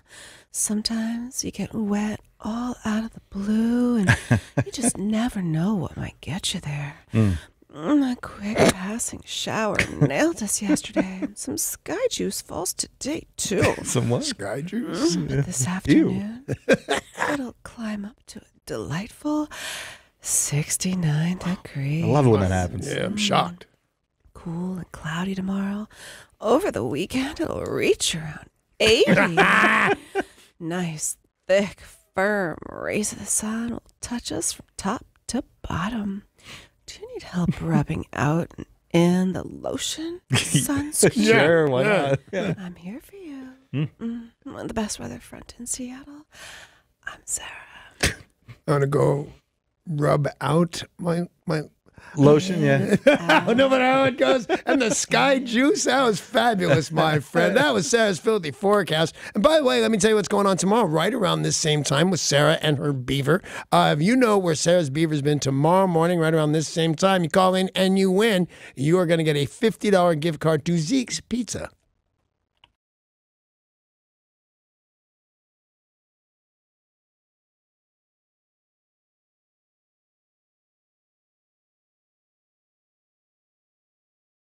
Hey, we are having a party. It's my birthday. I'm getting older by the second, and I would like you to come experience that moment with me. So please come on out and RSVP so you can come out on Friday, August 10th. That's just, wow, that's right around the corner. It's in South Lake Union at Chandler's Crab House. Pretty awesome. Come out, RSVP. What's the address? KZOK.com/Danny's birthday. KZOK.com/Danny's birthday. And that's all I want you to do. Then it's all free. It's free breakfast, free coffee, whatever you want to do. So please come on in. It'll be a fun broadcast. If you've never been to a live broadcast, it looks a lot like this, but better. So come on out. We will see you there. I might even take a shower. There so you we'll all go. look better. All right. Jeff Bezos, we found out this week, got some seed money to start his business. A little business you might have heard of. Yeah. Called Amazon. Sure. But he was looking for investors, and he said, Mom, Dad, can you hook a son out? And they hook a son up. And they said yes. They invested about $275,000. So were the Bezoses always rich? I'm going to guess his parents were very successful. Yeah. Because if I talked to my mom or dad and said, I'm going to do this, come on, Dad. $1,000, maybe. Yeah. But he didn't have that kind of dough, but it wasn't, nothing to him. But my parents wouldn't. I wouldn't do that for my kid. No, That's a and lot of loot. I think they were well off because little Jeff started that business in his garage, but it was his garage in Medina, not too far from Bill Gates' current home. So. Richest zip code in Washington. So it was like a 7-car garage that he started his business in. I don't remember the exact story, but if memory serves, Jeff Bezos has an interesting background in that his parents got a divorce. The man who is his stepfather is the one who was married to his mom, helped invest in Amazon. And his birth dad was like a circus performer or something really strange. Oh, wow. Neat. Yeah, He bit of just an got interesting better. background. He just got better in my world. Yeah. Well, as you know, that business, Amazon, is now worth $900 billion. So it paid back dividends for his parents, but that's a gamble. Like, that's a pretty great thing for parents to do for their kid. That's a gigantic gamble. Like I said, I wouldn't do it for my kid. 2 reasons. 1, I don't have it. And 2, to be honest with you, I don't think it's very good for kids. Like my will, I don't have that much, but I don't leave everything to either child. There's some charity there because I think that much money is bad for people. But look what he did with it. And I know he does some charitable work, so it's, I guess, worthwhile. But, it does kind of give you an opportunity to reflect on something great that your parents did for you as a couple or, a lot of people listening probably had single parents. My dad, who I never liked, never trusted, flinched whenever I saw the guy. But I will, and I never thought about this till, I don't know, a couple of years ago. He wrote an episode of a show that was on called The Ghost and Mrs. Muir in the 60s. And he wrote the part of a genius child named Danny, I believe, and even put in, Danny has red hair and freckles and is the star of his math class, to whatever it was. And I got that job. Next thing you know, I'm playing the smart kid Danny on the Partridge Family. My dad may have started all of this, whether I liked him or not. And it's pretty obvious that he did, really, writing that show specifically for me. That's pretty cool, man. Yeah. Then I punched me in the face when he got home and wrecked it. You guys listening, what is something great that your parents did for you? Let us know your story by calling 800-252-1025 or text in 90627 now.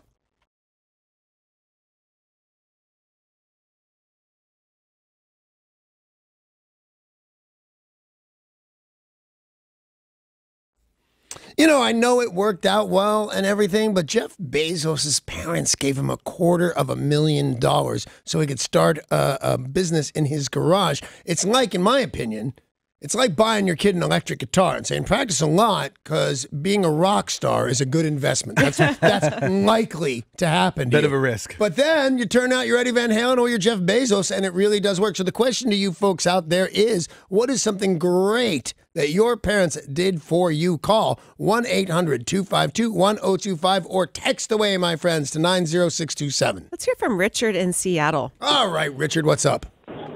Good morning. Well, I was 16 and I was had my learner's permit, and my mom was with me, and I got in an accident with another vehicle, and my mom real quick, we switched seats, so she was in the driver's seat. She took the blame for it. Wow, that is amazing. Very possibly irresponsible, but yeah, definitely illegal. Amazing, because have you ever tried it? for a ticket or a crash or anything? No, I don't think I could get there that fast. That's what happened. The guy was staring right at me. We're trying to switch seats, man. The cop's going, this is not going to work for you guys. That's a nice thing for a mom to do. Super nice. And that's what we're asking. Did your parents do something great for you? Call in 800-252-1025 or text 90627. My parents, or my mom, if you ask, she did great things for you. My brothers and sister would say, she did great things for Danny at the exclusion of the other kids. Aww. Now, I don't think it's true at all. I just think our relationship, she had to drive me to work. She had to legally spend all day at work. She had to drive me home. It was bedtime by the time we got home. She couldn't do that much stuff. But on the other side, part of that, my mom made all of that stuff possible. It may turn out that I'm more in debt to my family than I knew. Your mom seems pretty awesome. Yeah, my mom's spectacular. Yeah. Patrick in Hadlock, he texted into 90627. He said his son's getting older and his parents are helping them put an addition on their house so that they've got enough room for their growing family by giving him a 0% interest loan. So they're giving him the money, loaning him the money to put the addition on their house. He says it's going to be an extravaganza. He's not actually going to pay that money back, is he? He says they're your mom and dad. They're building an addition. They're going to end up living with you anyway. Probably. Don't go out of your way to pay that money back, son. Let's talk to Albert in Bellevue. What's something great your parents did for you, Albert? Hey, Albert. My dad taught me how to be a real man. How so, Albert? Is there anything in particular? Yeah, well, see, I got involved with this young lady, and she had children, and my dad taught me that if you're going to be with the mom, you also have to treat the kids the same way you treat the mom. That's good advice. Terrible advice.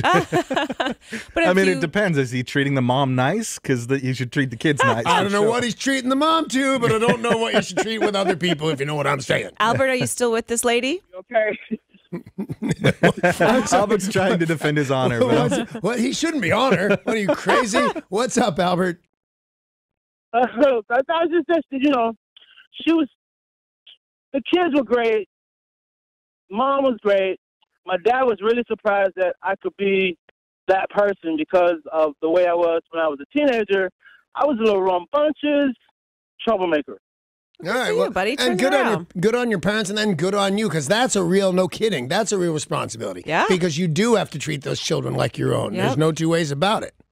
Let's talk to Vanessa in Sammamish. Tell us what something great your parents did for you. Hello, Danny and Sarah. Hello. Okay, so my parents, they paid for my undergrad, and so I feel like that was a special gift because it gave me the tools to provide for myself.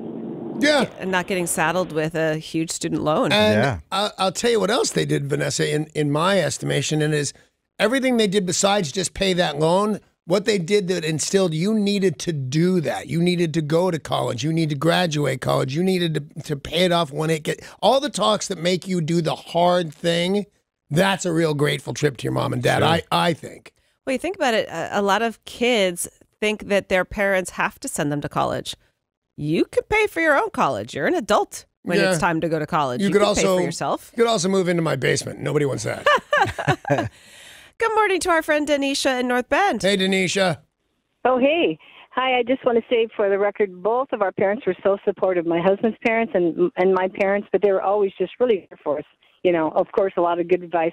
But my mom, one time, just decided to take my husband and I out for dinner and then just gave us $3,000 just because we're a nice young couple. Wow, I want to have dinner with them. Yeah, me too. Sound great.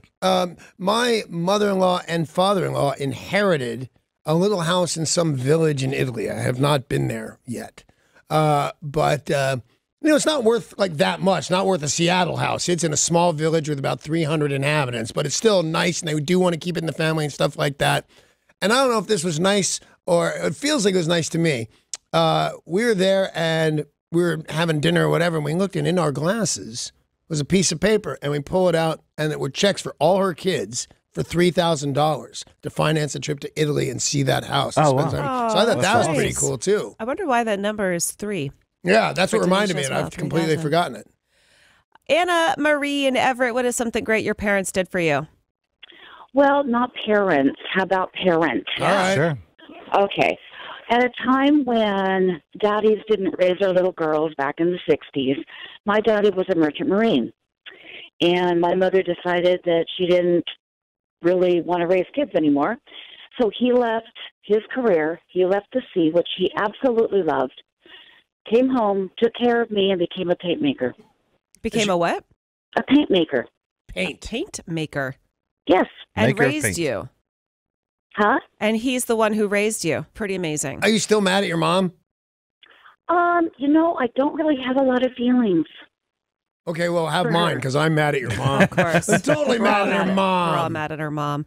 But she was raised so well that it's just like that person it's just not a factor. And it's just, you're so lucky because I know a couple merchant marines. And a great example is that's a very similar story to John Lennon's dad, who was literally on a boat and jumped ship and stayed in New York. You get vibed out on being a merchant marine. You're not necessarily thinking raising your own kids is a good idea. Yep. He could have pawned you off on another relative.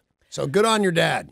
Paul, what is something great your parents did for you? My parents took in other kids. They hosted exchange students, and so I got to meet kids from around the world and develop the will to travel. And then when I graduated from high school, my parents gave me that opportunity, and I got to go be an exchange student and travel all around Europe. They paid for it. It was fantastic. Super cool. And That's you know what great. else is super cool about it? That you remember and recognize that. Because that was a big deal on their part. Big deal that you had absolutely, the yeah. character to go. I liked all of that. And they That's didn't. neat. And Great story. They didn't really have a lot of money either. That was a big burden for them to pay for me to go overseas. So it was really cool. Something I definitely appreciate. Yay, Mr. and Mrs. Paul. I tried to sell my kid on it because I think it's so good for you to go to Europe and do a year of school there, and it's none of that necessarily works out. So I love that story that all worked. Joe in Lake Stevens, what's something great your parents did for you? Joe, Hey, what's up? what's up, Joe? What's up? So I'll just jam a bunch of stuff in here real quick. First, they taught me right from wrong. Second, they taught me work ethic. And then later on, I guess posthumously is the expression, but they remembered me in a way that I was then able to not only pay off my mortgage, but then allow me to help my oldest daughter with her wedding. And then what's going to be coming up next year is my youngest daughter. I will be able to help her with her wedding. And this is all from what mom and dad left you? 10-4.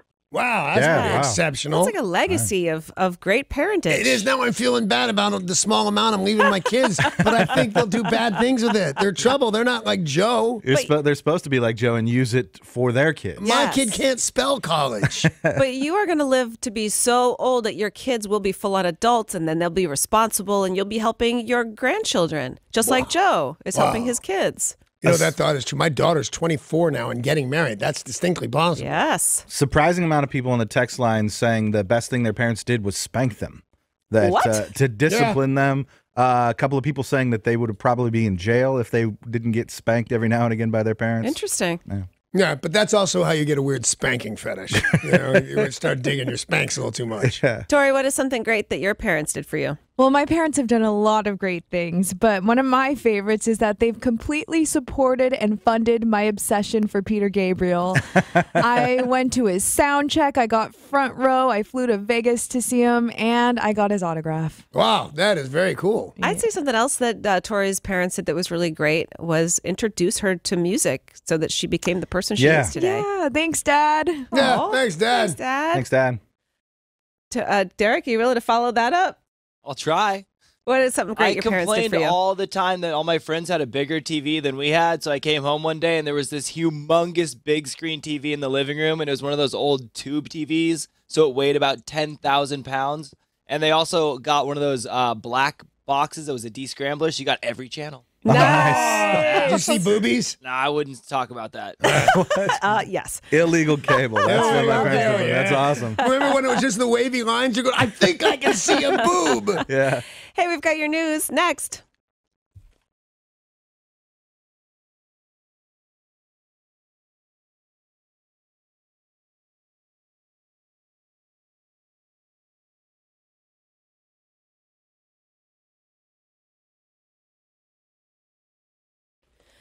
Crews are still cleaning up after a tanker truck overturned and crashed under the West Seattle Bridge last night. Crews were called to an area near Chelan Avenue Southwest and Delridge Way Southwest just after 10:30 p.m. Seattle Fire says the driver was able to make it safely out of the truck, but that tanker began leaking fuel. Now, the firefighters were able to apply foam to the tanker and to the fuel to prevent it from igniting, but they continue to be on the scene cleaning up. They have just gotten the tanker upright and need to continue to clean this up. So you are being advised to avoid that area. I feel like we're going to end up with more rules and regulations out of this. Have you ever seen the rules now to transport coal on trains through Seattle or through the state of Washington? You have to do like 9 different things. Now, they seem smart. You have to, first of all, cover them and make the cover weighted down. Yeah. But they didn't even wait for an accident. So I wonder what they're going to say this time. Okay, no more tankers in town. Definitely no more rollovers. If you're going to have a tanker, make sure that it stays upright. Federal officials say 3 people involved in a prolific cybercrime organization have been arrested. U.S. Attorney Annette Hayes said at a news conference yesterday that 1 man was arrested here in Seattle. The other 2 were taken into custody in Poland and Spain. Wow. Their federal indictments were just unsealed, and according to the U.S. Attorney, they hacked more than 100 companies in the United States and around the world. She says that this is a group called FIN7 who used malware tools to reach into more than 3,600 businesses. This resulted in the loss of 15 million credit card and debit cards. And the losses were then in the tens of millions of dollars. This seems kind of movie worth, though. Because if we arrest him here, our Attorney General says arrest him, the FBI, somebody, Secret Service maybe, but FBI. Some version of cops, FBI. But then I guess Interpol goes and gets him in Spain and wherever the other country was. Poland, yeah. Illinois State Rep Nick Sauer is out of a job after his ex-girlfriend accused him of posting her nude photos on a fake Instagram account, then impersonating her in graphic conversations with men who corresponded, believing they were talking to Kate Kelly. Oh, catfishing. He was catfishing. Yep. So this Kate Kelly brought this to authorities, and now the Illinois State Rep says, as a result of the allegations by my former girlfriend, I have decided to resign. Sauers, 35 years old, was making a bid for a second term when Politico published these allegations. Now they're taking a look into this, but it does look as if it was catfishing. Yeah, well, it's a weird version of catfishing. It's certainly catfishing, pretending to be somebody you are not. Right. But it's also a form of punishment or retribution, even blackmail, to the person you're pretending to be, because you don't want to meet these people or you don't want them to believe for too long. You want them eventually, what's going to happen is they're going to go knock on her door. That's been the punishment that I have seen. Crazy guys answering ads for sex, and the ads and things like that say, and walk right in. Don't wake up the kids, whatever the hell the thing. And next thing you know, there's a man in your house. Yeah. Well, the photos were definitely disseminated, and in Illinois, it's a felony to distribute private sexual images. So if he is found guilty, if they do catch him, he is facing some big ramifications. And that is called revenge porn, right? Mm-hmm. When you put in some states, that's what they call it. Right. Yeah. Well, Tesla looks like they burned through a whole lot of loot this past quarter. Again? Just shy of $740 million in cash last quarter. And they've never made a profit, right? That is correct. It's almost his point of not making a profit because he'll become, and his whole entity becomes something else once it starts to make money. Also, there's tax ramifications that don't apply yet and will. Well, he says, we're going to try for that profit in the third and fourth quarters. Oh, well, there you go. Just give me more capital. Yep. Give me more investments, and we'll try and make money next time. Well, I hope it works out because I love this guy. I think he, this is rough to say. I might mean this with some shading, but could he be our generation's Edison? Is there any chance of that? If he makes that Hyperloop thing. Well, he made the electric car and nobody else really did. He's made a couple of things. He made a flamethrower that was kind of neat. Yeah. He just real quickly said, I'll build you a submarine. We'll go get those kids. He did. That didn't work out either. No, but it wasn't. He had no picture of the thing, but he did immediately go, I can build a tiny little sub. Very few people are doing that. Sure. Well, maybe he should stop making surfboards and flamethrowers. No, the flamethrower I think was profitable. Maybe he should make more flamothrowers. More flamethrowers, less cars. So I was curious to see who made the first electric car, and I think it's a dude named Robert Anderson made the first electric car, and he was Scottish. Scottish? Yeah. Yeah, when you find out that Americans didn't make the first cars, stuff like that, I just blind myself to that. Of course we made the first cars. The first big one, I think, was the Chevy Volt, but they had... No. First maybe big one. No, what year is that? That's 1960? Let's see here. I don't see a year. Well, because all it is, you take your Cushman go-karts and 1900. 1900, a little before 1960. Yeah. Yeah, I mean, they started making these in the 1800s Right. is when they first started making electric cars, which seems absolutely insane. Right, they only had electricity for about 3 hours. Right. Yeah. They couldn't work on the electric car at night because it got dark. Well, speaking of cars, the president of the Philippines, Rodrigo Duterte, Yeah. has overseen the destruction of $5.5 million worth of luxury vehicles, cars, and motorcycles as part of his campaign against corruption. There was a bulldozer that absolutely crushed these cars. Lamborghini, Porsche, Mercedes. I'm out of noises anyway. 76 smuggled cars and bikes were squashed. They said 800 were illegally imported into the Philippines, and he said, not in my country. You know what I would do? I'd do what we do. You ever see on TV or the news, by the way? I don't mean in real life. I don't believe I ever have. Seen a Lamborghini cop car? No. They take them in drug stings. Oh, yeah. Yeah, and I've seen one on TV, but I've seen on the roads the new Camaro. Yeah, for sure. But why don't they do like we do, which is auction them off? Right. He seize them all and then auction them and make money. Because for he's a lunatic. Philippines. Oh, yes, there's that. Sorry, forgot. An Ohio judge has ordered something a bit unusual in his courtroom. This man was being sentenced and was told to stop talking. Well, he didn't want to stop talking. In fact, he wouldn't stop talking. Franklin Williams was then said one more time, and I'm taping your mouth shut. So he wouldn't stop talking. They taped his mouth shut. I believe that's within the judge's discrepancy. Certainly you can gag. Yeah, gag the witness. That's a thing. I thought that just meant like send him to a cell so he's not in the actual courtroom. gag. And there's a chair that when you're getting bold, you don't just sit in the chair. You sit in a chair that completely incapacitates you and then get a gag in your mouth. In modern day America, Yeah, they do yes. that? Well, in this case, it was just tape over his mouth. He would not stop talking. Well, finally, they got the tape on, and he was sentenced to 24 years in prison for his crimes. He should have shut up. He'd have gotten 18 years. An Englishman who is blind has been telling people about a very strange ordeal that happened in his bathroom. Now, I never really think about this. Like when you're blind, you know your house. Your house is your sanctuary. Yeah. You know it.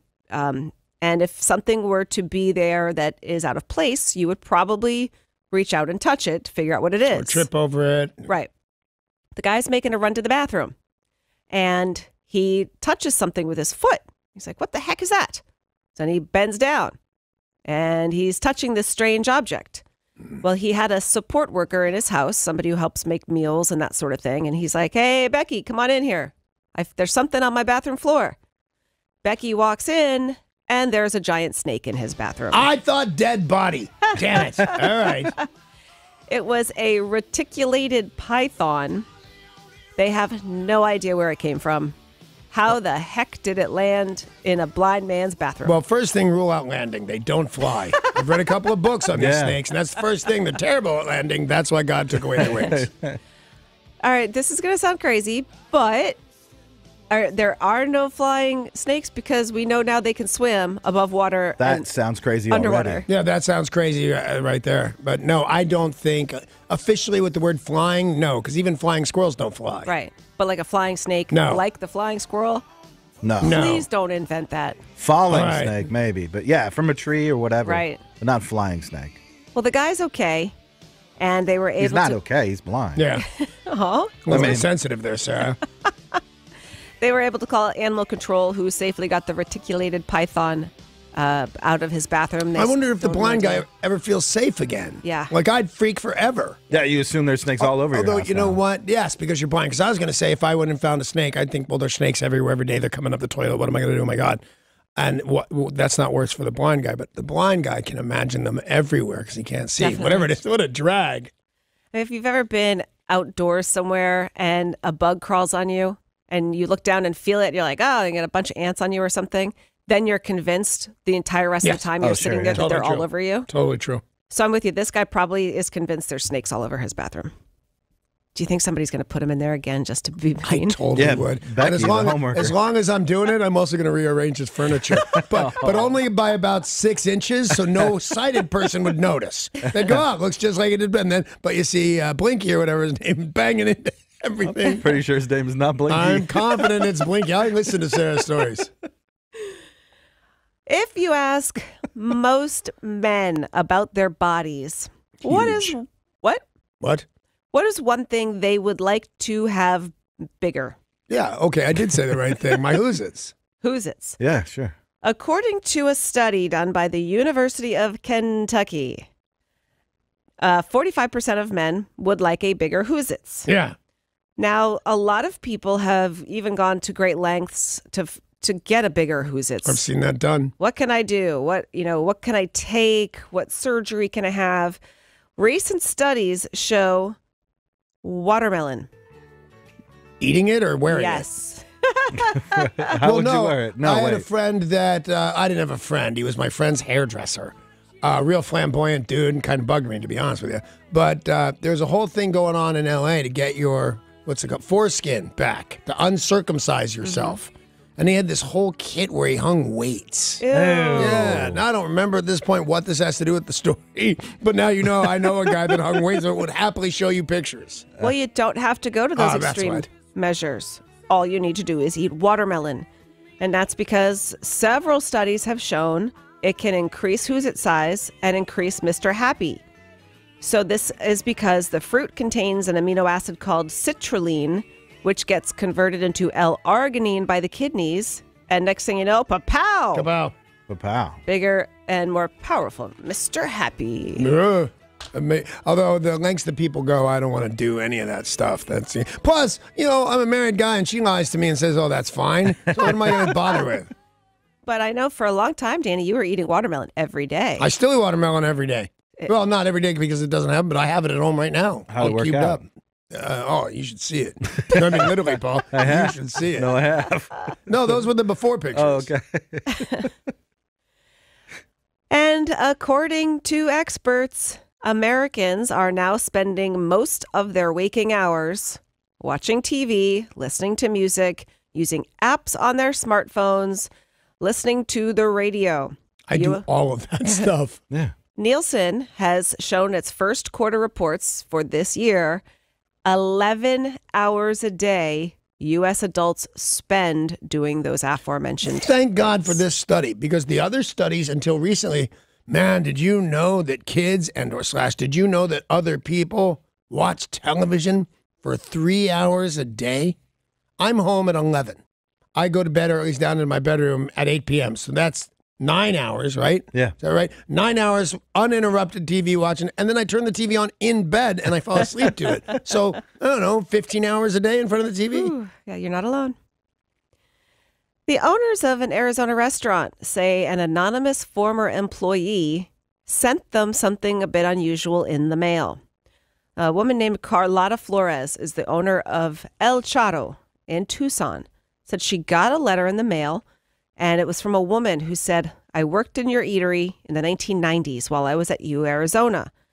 And one of the waiters I worked with encouraged me to forget, quotes, to ring in a few drinks each shift and pocket the cash. So I did. And now I know that was terribly wrong. I grew up in the church. I should have known better. I haven't stolen a dime before then, nor have I since. And I want to return the money I stole. It's been 20 years, but I still carry a great amount of remorse, and I want to say I am sorry I stole from you. So where's the money? In the envelope. How much? $1,000. Wow. She did interest. That would be my guess. Because I kind of did something like that at Sushi on Sunset. I just walked in and told the owner one day, and he was glad to see me. And I said, I used to steal stuff from this place, and I'm really sorry. And he says, except in a really thick Japanese accent, but he says, oh, we knew. Yeah. Anyway, thanks, Marshawn. I'm gone. You know, most restaurants, bars, you have to have a line in your books for theft. Yeah. Oh, you do. Oh, you expect it, yeah. But it's pretty rare that that line gets filled in with return sums of money. I bet you would be surprised at how many people do that. The second you started the story, I knew what it was, at least in my head. I knew what I thought it was going to be. And then I was going to give Marshawn $3,000, what I thought with interest, and I was doing real well that year. That's why I went in to say sorry. And when he just went, we knew, I went, okay, I'm gone. I'm keeping my $3,000. You get nothing. But if I did it and that lady did it, I'll bet it's more frequent than you would think. Speaking of stealing, authorities in Texas spotted two men who stole a 50-inch television from a home and then fled on a motorcycle. Neat. Two men. That seems very, very difficult. But things going to act like a wing. This can't end well. Oh, it did because they fled. They're gone. They got away? Yes. What country was this in? America. That's amazing to me. Pretty shocking, but they got a picture of it, but for some reason, the motorcycle was able to evade police. With a 50-inch TV on it. Yes. That seems crazy to me. Because the wind resistance alone. It's hard to evade police just in general. On a motorcycle, if you don't crash and die, it would seem a lot easier because you can go down one-way streets or even sidewalks, stuff like that a car can't possibly do. But a 50-inch TV? I don't see that one. No, pretty crazy. Well, it seems like our heat wave has finally broken, but there has been a lot of heat throughout the rest of the world. In Finland, it is so hot. How hot is it? Well, 104. You're going to have to work out a joke, young lady, if we're going to go into that. It's got to be bad for the polar bears. Well, what about the other animals you might find in Finland? Sharks. Oh, reindeer. Reindeer. There are insane images of people in Finland at the beach, and they're just trying to get some relief. It is 104 degrees, and people went to the beach in droves. So did the reindeer. The reindeer are going into the beach to cool off, just while regular, everyday Finnish people swim around them. I love it on the surface, and then about 3-4 seconds in, you go, oh, reindeer poop. Yeah. That's kind of weird. Well, they're just like us. They wait till they get out of the water. No, I don't know what even if she's they doing on that one. even if they did, they're pooping on the beach. Yeah, let's poop on the beach. Yeah. It's too hot to do that. I'm just trying to keep this a nice story because we have so few of those. Oh, it's a lovely story. You ever eat reindeer? No, I don't think I had You ever reindeer. eat reindeer? Matt has. Yeah, it's surprisingly yummy. Yeah. But they breed it for meat. It's not just like wild deer. It's not just for Santa Claus. They don't go to Santa's farm. They grind it into sausages. Yeah. Here, I'll show you how to make something horrible. They grind it into sausages while it's alive. Oh. That's how you do it. There are a pair of identical twins making news. They are preparing to get married this weekend. Two identical twins. Really? Yep. Are they attractive or is this a double nightmare? They're both gorgeous. Yeah, it's, they're both gorgeous because they're identical twins, but then the males are also super hot. And they're identical twins. Yes. Super creepy. I'm already afraid of identical twins, but now they met twin brothers and decided to get married the same weekend. One couple is getting married Friday. The other couple is getting married on Saturday. Joint celebration afterwards together. So who's going to do the fake sex? I'm really this person. The guy or the girl? The guy. The guy? Because I've heard of this game before, and girls, if they're telling you the truth, girls do that. Oh, no, it's me, Becky. I know I do less weird stuff, but let's do that. That is it for the news today. However, in just a few minutes, we'll be back with music news, a big announcement from Pearl Jam that you must hear. Tori is going to tell us all the new music that is in stores tomorrow. Entertainment and sports are next as well.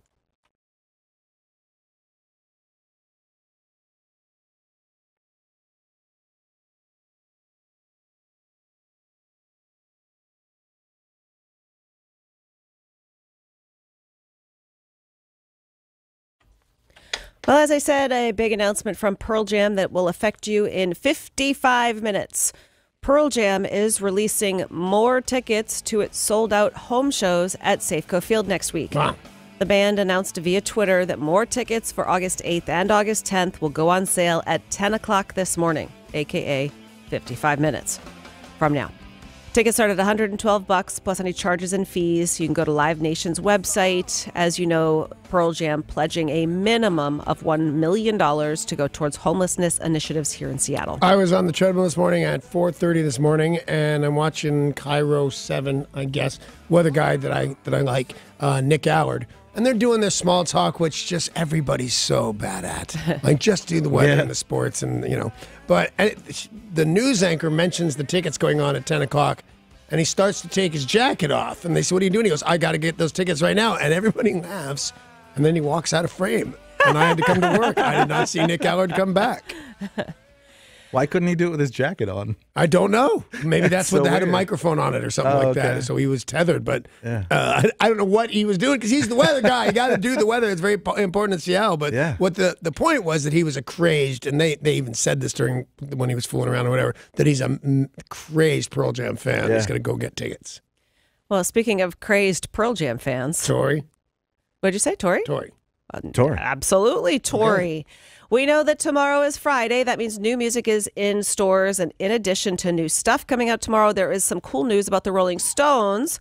Here to tell us all about it. What's the story, Tori? Yes, so I'm super excited about this one. The Rolling Stones have just announced a new blues compilation titled Confessin' the Blues. Ooh. Yeah, so now I know what you're thinking. Oh, great, another semi-mediocre cover album. That's exactly what I'm thinking, Tori. But this is actually a curated compilation that will feature songs of legendary artists like Muddy Waters, Howlin' Wolf, Chuck Berry, Robert Johnson, and so on. Don't they do this all the time? Didn't they do this with all those people? Yeah, but this is not actually them. They're just choosing their favorite Delta blues songs. Oh, I didn't get that. So it's kind of like weird. Super weird. No, I didn't care before, but now I don't. All those records exist. You could just buy them if you wanted them. But it's like the Delta Blues 101 taught by the Rolling Stones. It's like they put together a little playlist for us. Yeah, I like that. That is not bad. And if you remember, there's a 50% chance when the Rolling Stones started life off as Blues Inc. Yeah. Right. You may not have known that, you pedestrians.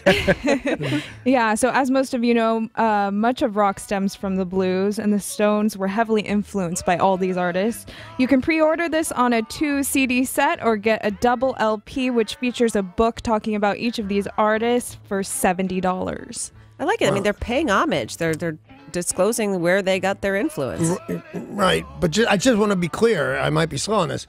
The Rolling Stones are not on this record. No, they are not. All right. But I will say the cover was painted by Ronnie Wood. He's an incredible artist. He was really good. His new talk show is horrifying. Oh, no. But, it's just embarrassing and ugly. But he's a great, and they sell for upwards of $100,000. Mm-hmm. All right, so Tori, what is this I see coming out tomorrow from ELO? Yeah, this is a cool one. ELO is releasing their 1983 10th studio album titled Secret Messages. It's about time they put that thing out. Totally. So they recorded in '83. They're just now putting it out. Well, no, this It's is like actually Chinese democracy, man. It takes a minute. vinyl set that will include many tracks that were originally omitted from the record in order to create a single album for the record label. So it was released, but it didn't have a lot of these tracks on it. I did a little research, and I guess there was a small release of this extended record, and it was going for $6,000 on eBay a couple of years back. Holy moly. Kind of crazy. But for the first time ever, now everyone can experience this album the way it was originally intended, and it will be released as a double LP vinyl. All right, one question, Tori. Yes. Are ELO on that record? They are. All Jeff right. Lynne and the whole gang. Jeff Lynne and the whole gang. Yeah. Thing. All right. And when you say experience it as it was originally intended, wasn't it originally intended not to be released? Yeah, because they didn't like it in '83. It wasn't as good as the other stuff. A lot of times the bands have a vision Yeah, and the they record like it. labels Exactly. have a different Or vision. vice versa. Or the A&R guy doesn't hear a single. Tom Right. Petty. So Secret Messages made it to number 4 in the UK charts, but it only peaked at 36 in the US, so It's it may not not be so nothing. popular. 46, that's not nothing. Yeah. So we've had a lot of talk about Elton John this week. Tell us what he's got coming out. So Elton John will release vinyl reissues of his iconic Madman Across the Water. Yay. Yes, and one of my personal favorites, Captain Fantastic and the Brown Dirt Cowboy. Possibly one of the greatest all-time albums. It's Yeah, Tori. incredible. Okay, one of the greatest album covers of all time, too. with all the little creatures. Yeah, in it. no, I remember. I know it's weird because all this other, the Rolling Stones, the Beatles. I just love it. For some reason, Captain Fantastic, and the Brown Dirt Cowboy. I know where I lived. I know who my friends were. I was probably 16 years old. There's something special about that album for me. That's so cool. So Madman Across the Water was his 4th studio album, released in 1971, and features so many classics: Tiny Dancer, Leave On, Razorface, and Indian Sunset. Captain Fantastic and the Brown Dirt Cowboy was his 9th studio album, released in 75, debuted at #1 on the U.S. Billboard Top 200, selling 1.4 million copies the first 4 days. Jeez Louise. Yeah, some of my favorites off this: Bitter Fingers, Better Off Dead, Curtains, of course, Captain Fantastic, and Someone Saved My Life Tonight. Wow, you just forget sometimes. You do forget, but the second you say "Someone Saved My Life Tonight," you remember the line in it where it refers to a certain person as Sugar Bear. Someone saved my life tonight. Sugar Bear. He's a grown man. Don't call me Sugar Bear. So, Tori, why else were we talking about Elton John this week? I forget. Well, we learned that he's going to have a biopic. All right. And Bryce Dallas Howard has landed a role in this upcoming biopic titled Rocket Man. Howard will play his mother. Oh, Howard will... Is that That'd a girl? Be awesome. Bryce that Dallas would Howard be awesome. Is that a girl? Bryce Dallas Howard is okay. Ron Howard's daughter. Oh, Okay. yeah, she's Jurassic adorable. World. Yeah. No, she's very talented. Of the second generation of stars, I normally hate that. It's like, hey, earn a living.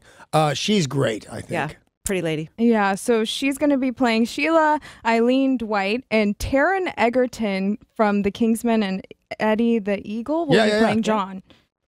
He's a good actor. He just did a movie with Elton John already, just the last movie. That's probably why they picked him, because this is being done by his people, right, Tori? Yes, so this film is directed by Dexter Fletcher, and John and his partner David Furnish are going to be producers. So he must have handpicked this kid. Must have liked him on the Kingsman thing. Tori, anything else coming out tomorrow? As always, I'll put it up at KZOK.com. Fantastic. Thank you very much. Thank you. In some TV news, there are more reboots and boots being read. Alf is coming back. Yes, I love it. I can't wait. And Jellybean's just gotten into it. Like, we've been watching old episodes on Amazon Prime. Nice. And she likes it a lot, too, Now, so that'll be really cool. When she finds or found out that he eats house cats. Yeah. Did you go, oh no, Daddy, or that's hysterical? She said, "Mommy, look at Alf eating a cat sandwich." Ah, I there had you to go. show my wife the picture. That's She my thought it was jelly bean. fantastic. Did you have to go out into the yard and find one to make for her, too? A cat sandwich? Yeah. No, I did not. She doesn't want to eat the cat. Nobody wants to eat the cat sandwich with Alf. Yeah. By the way, net worth-wise, the guy that does the voice of Alf is worth like $180 million. Really? Yeah. Wow. And didn't we decide Alf had a star in the Hollywood Walk of Fame? I think so. I think we did, decide that, yeah. Alf's fantastic. Well, the project is still in the early development stages. No network yet, but Alf being brought back to life. Can't wait. Andy Serkis is a very, very successful actor. He's the guy who's always in front of the green screen, whether it's for the Hobbit movies or Planet of the Apes. Yeah, I did not consider him any kind of actor until I saw him without makeup, delivering lines, talking to grown-ups. I went, oh, he can really act. Because normally he's playing a gorilla or an ape or an alien or something like that. You don't see him in the movies that he stars in. Yeah, the people who make these movies say he is one of a kind, that he is one of the greatest Everybody actors. Everybody of our says generation. Well, he's got an adaptation of Animal Farm in the works for Netflix. This is George Orwell's 1945 novel. A pretty dark movie, or a pretty dark book, rather. And does seem as though he's got a deal with Amazon. He's got the movie Mowgli coming out, which is... The kid from Jungle Book? Yes, thank you.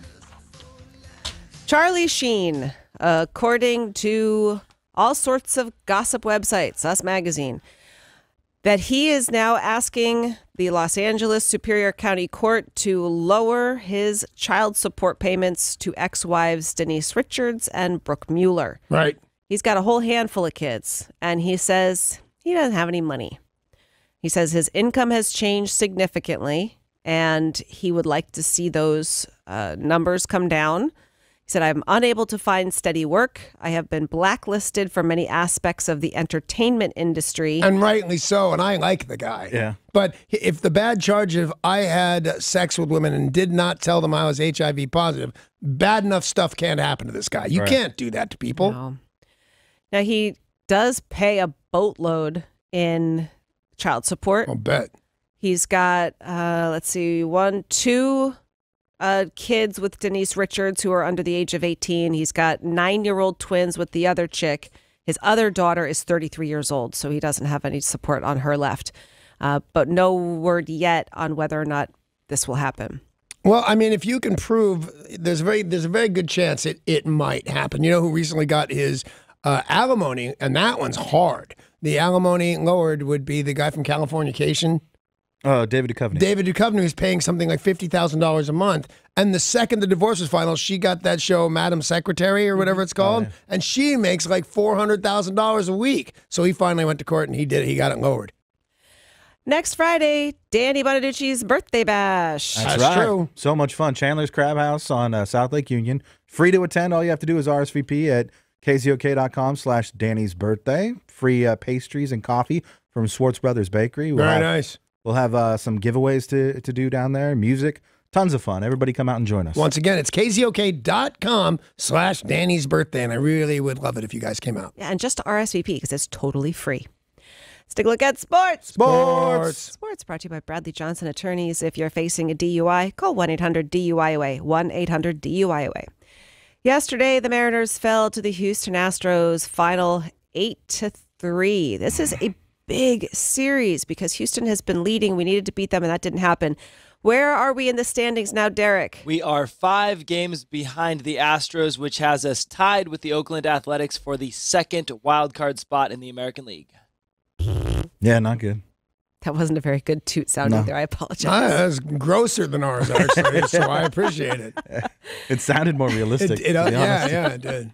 Oh, I can kind of, a little bit. Yeah. They're going to turn it around tonight. Yeah, well, don't you turn around. No. Oh, for God's sakes, don't point that at us. The Mariners are at home playing the Toronto Blue Jays. 7:10 start time on Root Sports. Felix Hernandez on the mound. Tuesday, we traded for center fielder Cameron Maybin, and we needed to get somebody off the roster to make room for him. That person is Ben Gamel. He has been sent to AAA Tacoma alongside relief pitcher Chasen Bradford. And the Seahawks say Doug Baldwin's knee injury will likely force him to miss most, if not all, of the preseason. Doctors say they are confident he'll be able to return for the start of the season, but crucial for him to rest. So feel better, Doug Baldwin, because we love you. Yeah. And J.R. Sweezy is returning to the Seattle Seahawks, coming back after an injury-laden stint with the Tampa Bay Buccaneers. Welcome back, Sweeze Man. Yeah, he gets hurt too much for my liking. You know, they all seem to these days. It is football. And tomorrow, the Seattle Storm have a game versus the Minnesota Lynx, and tip-off is at 7 p.m. Sports brought to you by Bradley Johnson Attorneys. If you're facing a DUI, call 1-800-DUI-AWAY. Today, you know, is Thursday. I know what that means. Do you know what that means? I bet you don't. If you buy a Blizzard from Dairy Queen, they'll cure cancer? That's partly true. Yeah, okay, cool. Today is also National IPA Day. National IPA Day. How do you spell that? That's a day to celebrate D-A-Y. IPA. Yeah. So Elysian Brewing is doing something super cool. This morning, they brewed their Space Dust IPA, put it into cans, and then brought it here to KZOK. Say that again? They brewed the beer like it was in the brewing tank, right? And then this morning, at like 6 o'clock in the morning, Elysian canned the beer and then brought it here. Like, it's the freshest beer I've ever had. It's day fresh beer. It's like it was made today. Yes. I've never had that before. That's awesome. Are you going to share? I am going to share. You're the one in control, so I have already tippled this morning. Okay. But you aren't supposed to till after the show ends. So yes, I do have some Paul. Day Fresh IPA for you, Paul. I guess I should stop drinking all the other stuff I was drinking. Blow down too. What are you, a crazy person? So yeah, courtesy of Elysian Brewing Company, Paul, I've got a Day Fresh IPA for you. Very cool. I'm excited. If you go to their different locations today, like if you go to Cap Hill or you go to Tanglewood, you can get this while supplies last. I'm not kidding. Danny, I know that you're not a beer guy, but I've never had beer this fresh before, and it's really fun. So in celebration of National IPA Day. You have never drunk right out of the barrel or whatever they call it? You know who did that? Because you're a beer, you go you have the beer blog. Yep. And you go all over. You've never had a glass of beer right out of a tank. Do you know who has? Paul, when we went to Schilling. Yeah, I got to do it with cider. He went with cider, and they turned their back on him for a second, and he turns the spigot on. They didn't necessarily offer. There was a ladder there and a spigot, and I just helped myself. I have never had one because I don't think it existed, or at least wasn't on my radar. Yeah. That seems like something I would like. Oh, yeah. Definitely. Well, if you are interested in learning more about that Elysian, I do have a new beer blog up right now, KZOK.com. And I mean, I love the beer community because there's no rivalry. Everybody supports everybody else. My beer blog is sponsored by 210 Brewing Company at Angel of the Winds Casino Resort. So thanks for all of that, KZOK.com. And thanks to Elysian for bringing that beer over because that was pretty phenomenal. And then in that case, thanks to DQ for bringing by the Blizzards. It also, like $4 million last year to charity, to Children's Miracle Seattle Children's Hospital here in Seattle, which is super and then all cool. around the country. I never had a chance to drink right out of the tap or anything like that, but if I could, I would stick a spout right in Steve Slayton's chest, and I would pour a glass of Steve Slayton greatness right into my cup. Drink it up. That's what I would do. So he must be around this building somewhere, so we're going to get out of his way. Steve Slayton coming right up. Bye.